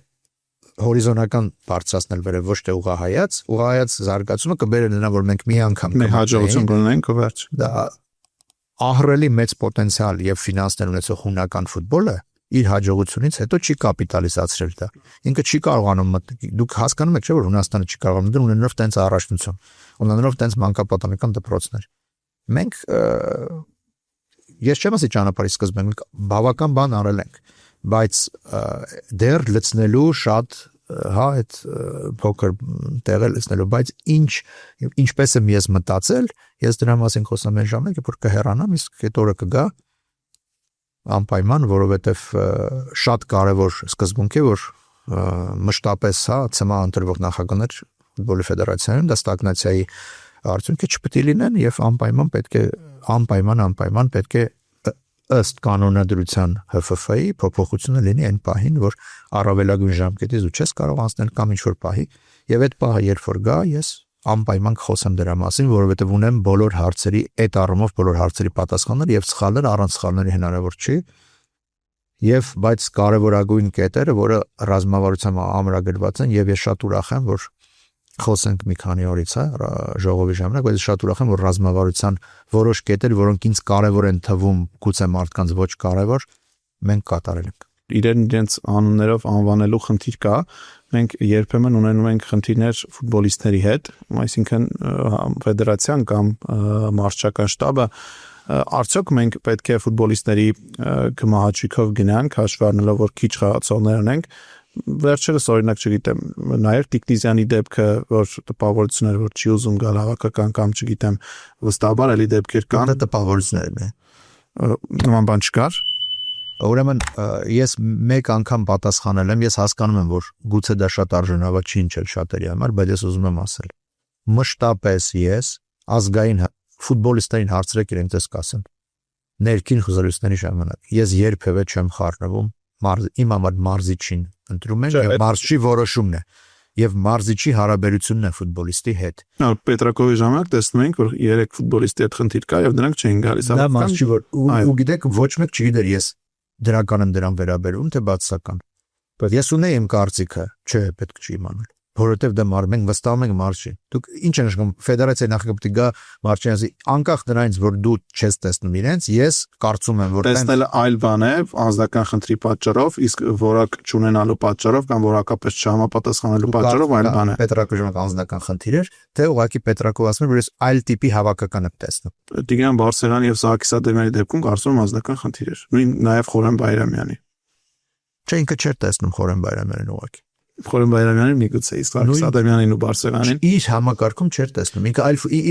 Դե լավ, պարոն Մելիքբեկյան, շատ ակնհայտ է, որ իրենք կոնֆլիկտ ունեին ու Պետրակովներ չէր դուրս եկել։ Դե հիմա այստեղ բարձրաձայնել չի։ Որովհետև ինքը, չէ, կոնֆլիկտը եղել էր նաև դրանից, որ ինքը կարծում էր Պետրակովի, հիմա ես չեմ ուզում իրենց բանի։ Ես դրանից հետո Տիգրան Բարսեղյանի հետ խոսել եմ եւ էտել եմ Պարսաբանը եւ ես ասել եմ Տիգրան Բարսեղյանին, որ ես չէի պատրաստվում միջամտել Տիգրան ջան այս հարցի մեջ։ Ես կարող եմ մարզչին հարցեր տալ եւ կարող եմ այնքան դժգոհ լինել, այնքան սխալ համարել իրագործությունից, որ իրեն հեռացնել աշխատանքից։ Բայց եթե ինքը Նիկոլոսյանը տենց էլ ասաց լուծվեց կոնֆլիկտը, հեռացվեց Պետրակովը։ Այդ չգիտեմ, այդ լուծում էր կոնֆլիկտի, թե ինչ թե։ Դուք ում կողմից եք Պետրակովի ֆուտբոլիստների։ Դուք գիտեք չէ որ նման դեպքերում միանշանակ ճիշտ կողմ չկա։ Այդ է ուզում ասել, ես ոչինչ ասել չեմ կարող, որովհետև շատ մանրամասներ չգիտեմ։ Բայց որոշումներ կայացնելիս դու պետք է, բայց մենք այն երկին ենք, որ կարող ենք զոհաբերել ֆուտբոլիստներին։ Ճակերտներում զոհաբերել։ Ես կարծում եմ, որ ոչ մի ֆուտբոլիստի զոհաբերել պետք չէ։ Բայց եթե մարզիչը պատասխանատու է արդյունքի վրա եւ ինքը ասում է ես այս արդյունքին կհասնեմ այս ֆուտբոլիստներով, նայեք, Ալեքսանդր Պետրակովը կարող է ճիշտ դուրս գալ։ Եթե հաղթեր օրինակ Լատվիային։ Չէ։ Արդեն իրեն հանելու ժամանակ է այդ մյուս փուլում։ Եթե օրինակ դուրսը 11 հոգով հաղթեր Մակեդոնիային, որ առաջին խաղակից հետո դա նշмарվում էր։ Ճիշտ է, նշмарվում է։ Եվ ինչ մենք պետք է ասենք։ Մենք նույնպես կարող ենք համարել դուք օրինակ, որ իր որոշումը սխալ է, բայց ինքը հաղթում էր ազգերի լիգա, հաղթում էր Մակեդոնիան 6 միավորով, հետո ֆարորներին կարող էր դա լինել, ամեն ինչ կարող էր լինել, բայց դա չեղավ։ Հիմա դրա համար մենք Հայաստանի ֆուտբոլի ֆեդերացիան նրա համար է, որ գնահատի այդ իրավիճակը եւ հասկանա, այս մարզիչը արդեն այս ռեսուրսով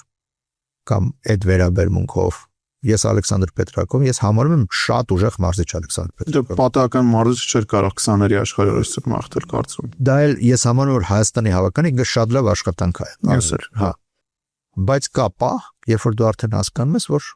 համագործակցությունը արդեն պետք է ավարտվի, որովհետև բոլոր կողմերի համար դա ճիշտ է։ Ինքն էլ գիտեր, մենք էլ գիտենք եւ։ Իսկ ազգային ստադիոնի վերջը կունենանք թե ոչ։ Անընդհատ պետք է նույնը ասեմ, մինչև այդ հայտարարությունը չլինի։ Ամեն ինչ անում ենք ամեն օր, դա մեր հիմնական անտեսանելի աշխատանքի մասն է, որ ազգային ստադիոն ունենանք։ Պարոն Նիկողոսյանն ասում է դժվար է ունենանք։ Այդ պարոն Նիկողոսյանի կարծիքն է, այդ կարծիքը չեմ կիս։ Մրցավարության թեման շատ է քննարկվում վերջին շրջանում, չնայած կա վառ համակարգ, բայց երբեմն վառն էլ է ոչ թե վատ ազդեցություն ունենում, այլ մրցավարները ճիշտ չեն օգտագործում վառը, վրիպումներ լինում են եւ կարծում դա հիմնականում նկարանման խնդիրն է, տեխնիկայի, անհրաժեշտ տեխնիկայի բացակայության, օրինակ չեն կարողանում նույն կադրը մի քանի տեսանկյունից նայել եւ հստակ տեսնել, այդ առումով ինչ որ աշխատանքներ կան, որովհետեւ հայկական միակ սպորտային հեռուստաալիքն էլ հայտարարել է կարծես փակվելու մասին կամ գոնե ներքին խոսակցությունների մակարդակով, ինչ է լինելու Հայաստանի Պրեմիեր լիգայի հետ։ Հայաստանի Պրեմիեր լիգան շարունակվելու է նկարանման տեսանկյունից։ Վառ համակարգը, նկարանում ու վառը տարբեր համակարգ են, իհարկե նկարահանումն է օգնում վառերը տալիս, բայց վառ համակարգը լավ է աշխատում, համոզված եղեք։ Նկարման առումով պետք է շարունակվի նկարահանվել, բնականաբար նկարահանվելու է, Պրեմիեր լիգան ցուցադրվելու է, ինչ հարթակներում եւ այլն, դա այս բան չխոսենք, որովհետեւ այս բան հստակ որ դուք ասում եք կարծես թե հայտարարվեց, կարծես թե երբ որ արդեն վերջնական մենք հստակեցում կունենանք, այդ ժամանակ խոսենք, բայց ես կարծում եմ process-ները հա մենք իհարկե մենք էլ արագությունից գոհ չենք, որովհետեւ այո մրցավարներն երբեմն այո դանդաղ են, բայց երբեմն էլ իրենք էլ մեղավոր չեն, որ 7 րոպե օրինակ նայում են ինֆորմացիա։ Դե հիմա 7 րոպե չկա։ Եվ ես ասեմ, որ անցել տարվա համեմատ ժամանակահատվածը նվազել է, մենք չափումներ անում ենք, նվազել է ժամանակահատվածը արդեն։ Դա բացահայտ ասեմ ձեզ հիմա էլ հենց հիմա մենք հրավիրել ենք նորից մասնագետներ, նորից վճարել ենք վառի սեմինարը տեղի ունենում, խոսքը տեխնիկական մասնագետների մասն է, սկսած օպերատորներից վերջացած վառի վրա աշխատող, իհարկե մրցավարները անպայման մասնակցում են, բայց նաև տեխնիկական մասնագետների սեմինարը հենց հիմա Երևանում տեղի է ունենում, այսօրվանից կարծես կամ վաղվանից չեմ հիշում հիմա, բայց Հոկայ ընկերությունը նորից մեծ տրեյնինգներ է անելու, այսինքն այս process-ը անընդհատ է մենք անելու ենք, փորձելու ենք լավացնել այդ արագությունները ապահով։ Նոյի մասին էլ մի փոքր խոսենք, գրեթե ապահովել է տեղը կոնֆերենցիաների լիգայի անցումային play-off-ում։ Սա հայկական ակումբային ֆուտբոլին ինչ է տալիս ըստ Շատ բան է տալիս է իմիջ։ Վերջը Հայաստանում զարգացող ակումբ է։ Ես շատ ուրախ եմ եւ շնորհավորում եմ Նոյին այդ կապակցությամբ, անկեղծ շատ ուրախ եմ, ես ստացնում եմ երկրորդը դա ընդհանուր գիտեք մեր հարկանիշի բարձրացում է նշանակում Եվրոպա լիգայի խնդիր ունենք 33-րդ 32-րդ այդ տեղերին մենք մոտ ենք եւ ես շատ կուզեի որ տեղ ուներ որովհետեւ արդեն մեր ակումբները այլ փուլից կսկսեն արդեն եւս մեկ ակումբ հնարավորություն կունենան հաղթող Եվրոպա լիգայից եւ դա շատ կարևոր է հայկական ֆուտբոլի համար եւ գումարների գալու առումով հիմա դուք գիտեք որ հիմնական գումարները UEFA-ն բաշխում է ակումբներին ոչ թե այո ֆեդերացիային ակումբները բավական մեծ գումարներ են ստանում այս եւ դա շատ լավ է մնում է որ գումարները ակումբները այդ գումարների գոնե որոշ մասը ներդրեն մանկապատանեկան ֆուտբոլի մեջ այդ դա ես կուզենայի տեսնել ինչը նոյի դեպքում հուսամ տեղի է ունենում եւ տեղի կունենա ապագա վերջում գալով ֆուտսալին երևի թե 2025 թվականի ամենադրական կետին մենք նվաճեցինք եզրափակիչ փուլի ուղեգիր նախ կուզեմ քիչ առաջ թեման շոշափեցինք բայց մի փոքր էլ բացենք երբ ասացիք մենք բրազիլացիների հետ նաև տեղացիներ էինք աճեցնում բայց արդյոք նրանցից հետո կանելի խաղացողներ որովհետև այստեղ նույն մանկապատանեկան ֆուտբոլի տրամաբանությամբ մանկապատանեկան ֆուտզալ կա մենք ունենք նախ մանկապատանեկան ֆուտզալը սկսում է Հայաստանում նոր երկրորդը Դավիթ Հաշենի դպրոց այդ ծրագրերում մենք նպատակ ունենք այնտեղ ֆուտզալ զարգացնել նաև, տալի չենք ունենալու եւ ֆուտզալ ենք զարգացնելու եւ ես կարծում եմ դա շատ լավ սկիզբ կլինի Եվ իհարկե մինչև այդ ֆուտզալը ինչպես է եղել 16-17-18 տարեկանում այդ ֆուտբոլիստները, որոնք չեն կարողանում դառնալ կամ ավելի մեծ տարիքում եկել ֆուտզալ խաղացել, ունենք բացառիկ օրինակ, եթե չեմ սխալվում միակն է, Գարիկը Մաշիմյան, որ համ մեծ ֆուտբոլում է դարձել Հայաստանի չեմպիոնատ ֆուտզալում, Բանանցի 2014 թվականին։ Բանանցի կազմում։ Եթե չեմ սխալվում ինքը միակն է, բայց ընդհանուր առմամբ մենք տեսնում ենք, որ ունենք երիտասարդ հայ հիմա խաղացողներ, Թարպասապա ունենք, նաև հավաքական ընդգրկվում են։ Խնդիրն նա է, որ այդ բրազիլացիների կողքին մշտապես երիտասարդներ ընդգրկվել են։ Մարզումների են մասնակցել, հավաքներ են եղել եւ իրանք տեսել են Ժուաոին, տեսել են Լուանին եւ այլն։ Հիմա մենք արդեն ունենք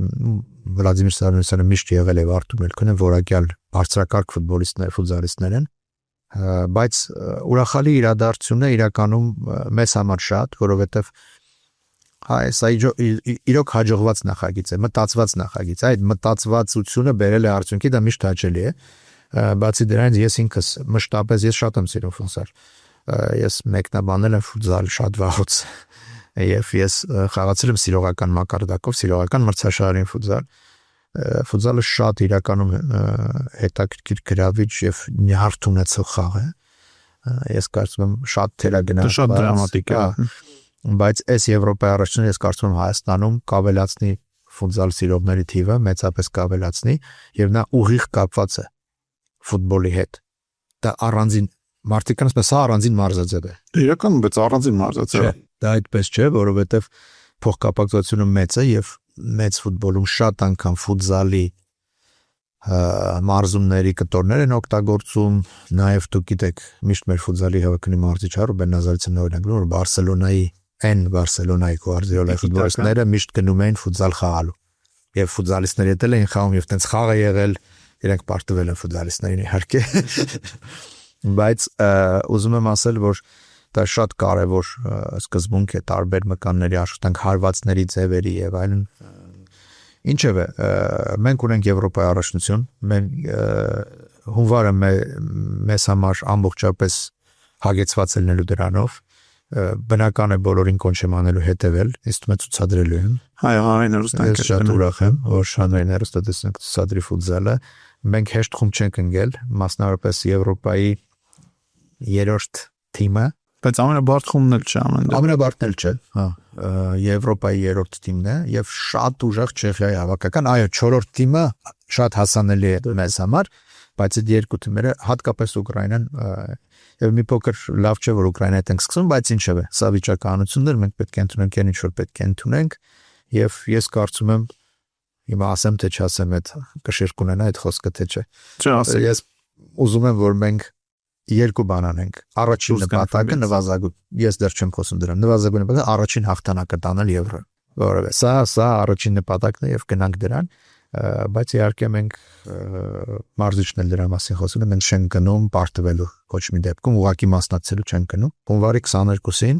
ես կարծում եմ շատ բարդ խաղով ենք սկսում, բայց ես կարծում եմ ընդհանուր առմամբ մրցաշարը մենք շատ արժանի ֆուտզալ կխաղանք եւ հրավիրում եմ նաեւ մեր համայնքներին արդեն աշխատանքը վարում է համայնքների ներկայացում ովքեր այնտեղ են Կաունասում, Ռիգայում, որպեսզի գան ստադիոն մենք ունենանք աջակցություն եւ կարծում եմ լավ նոտով տարին կսկսենք ամեն դեպքում լավ նոտա, որովհետեւ դա առաջին մասնակցությունն է, դա միշտ ոգևորիչ է։ Իսկ բրազիլացիներին ամեն դեպքում մոռանանք։ Իմ համար դա շատ անարդարության մեծ հարց է։ Ոչ են բրազիլացիները, որոնք տարբեր թիմեր բերում են մեկ օրով տանում են։ Մեր բրազիլացիները մեր թիմի մասն են, երկարատև։ Լուանը բազմաթիվ տասնյակ խաղեր է խաղացել Հայաստանի, խաղացել է միայն Հայաստանի հավաքականից։ Հայաստանում ինքը վերակենդանացել է եւ սկսել է իր կարիերան եւ դարձել է այն ֆուտբոլիստը Հայաստանից է սկսել, հա։ Եվ մենք հիմա ունենք գործընթաց, մենք դիմում ենք FIFA-ին եւ այլն, որպեսզի արդարությունը վերականգնվի։ Ասեց հա Նազարեթյանը, որ եթե Հայաստանից չգոնե թողեն Բրազիլիայից խաղա։ Մենք զրկել ենք փաստացի բրազիլացիներին միջազգային ֆուտբոլից։ Իսկ Ժուանը եւ Լուանը իրենք կարող են խաղալ Բրազիլիայի հավաքականից, այդքան ուժեղ են։ Բայց մենք զրկել ենք իրենց։ Ասում ենք մի խաղացեք, որովհետեւ ժամանակին աչք է փակվել, գործընթացներ են եղել եւ այլն։ Ամեն դեպքում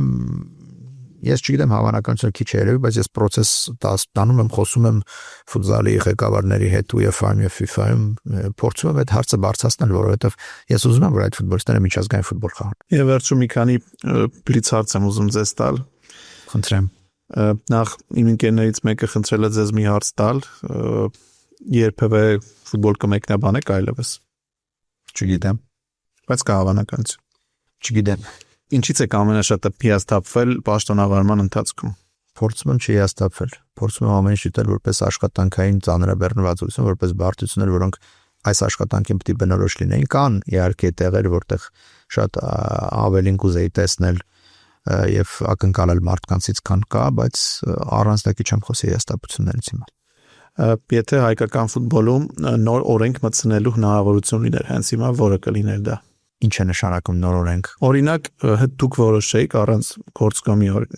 5 հայ ֆուտբոլիստով պետք է խաղալ, նմանատիպ ինչ-որ կա բան, որը դուք ուզում եք անընդհատ ավելացնել։ Ես կուզեի, որ երբևէ առանց ժողովի, առանց գործկոմի ոչ մի օրենքներ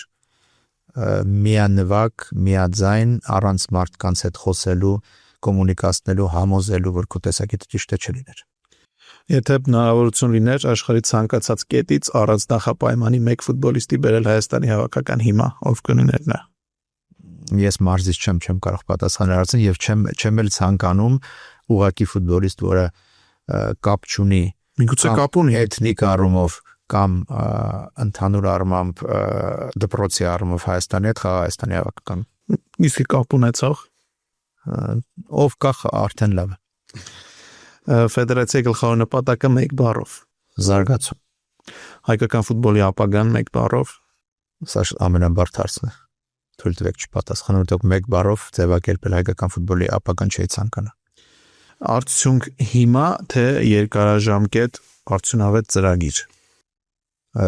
Միանշանակ երկարաժամկետ ծրագիր ֆունդամենտի լցնում, իսկ կարևոր չի թե ով է քաղելու այդ արդյունքը որպես անձ, դա բացարձակապես կարևոր չի, որովհետև կարևորը որ հայկական ֆուտբոլ հաջողի։ Հայկական ֆուտբոլը եւ ընդհանրապես ֆուտբոլը, եկեք չասենք հայկականը, այս տարածաշրջանում մեր երկրում ֆուտբոլը ամենակարևորն է։ Ամենաբարդ որոշումը, որը մինչև հիմա կայացրել եք։ Մի քանիսն են եղել ամենաբարդ որոշումները, որ մինչև հիմա կայացրել եմ։ Իսկ որոնք գոնե մեկը երկրորդ անգամ առաջադրվել է որպես ֆեդերացիա նախագահ։ Իսկ ամենակարևոր որոշումը չեմ կարող ասել։ Չեք կարող ասել, որովհետև չեք ուզում, թե չեմ կարող ասել, որովհետև մեկ կարևոր որոշում չի ինձ թվում է որ եղել է։ Որ ասեք հիմա մեկը չեմ կարող առանձնացնել այդ մեկը։ Շնորհակալ եմ պարոն Մելիք-Բեկյան, ես ուզում եմ հաջողություն մաղթել ֆուտզալի Հայաստանի հավաքականին եւ չգիտեմ ապագայում ինչ կլինի, բայց մեր ֆուտբոլը սնուցման շատ կարիք ունի եւ չգիտեմ ձեր օրոք կամ հաջորդ նախագահի օրոք հուսով եմ, որ չգիտեմ 10 տարի հետո գոնե մենք կարողանանք խոսել, որ 10 տարի առաջ խոսում ենք այս խնդիրներից եւ դրանց գոնե կեսը լուծվել է։ Ես ցանկություն ունեմ, ես եմ շատ շնորհակալ եւս մեկ անգամ, ես կարծում եմ, որ որոշակի գործընթացներ կան, որոնք արդյունավետ պիտի լինեն եւ սրանք կապված չեն բուն ֆուտբոլային գործընթացների, հա, օրենսդրական, միջազգային կապերի առումներով եւ ես կարծում եմ, որ մենք հուսամ, որ մենք ձմեռվանից հետո կարողանանք ավելի հստակ խոսել ապագա ծրագրերից, որովհետեւ որոշակի իրադարձություններ կլինեն եւ ավելի լավ պատկերացնել թե ձեր ասած խնդիրներից ինչ ոչ թե որ լուծում են ստանում, այլ ինչ պիսի լուծումներ են ստանում այդ խնդիրները եւ շատ արդյունավետ գնանք առաջ նաև նոր նախագծերով։ Շնորհակալ եմ։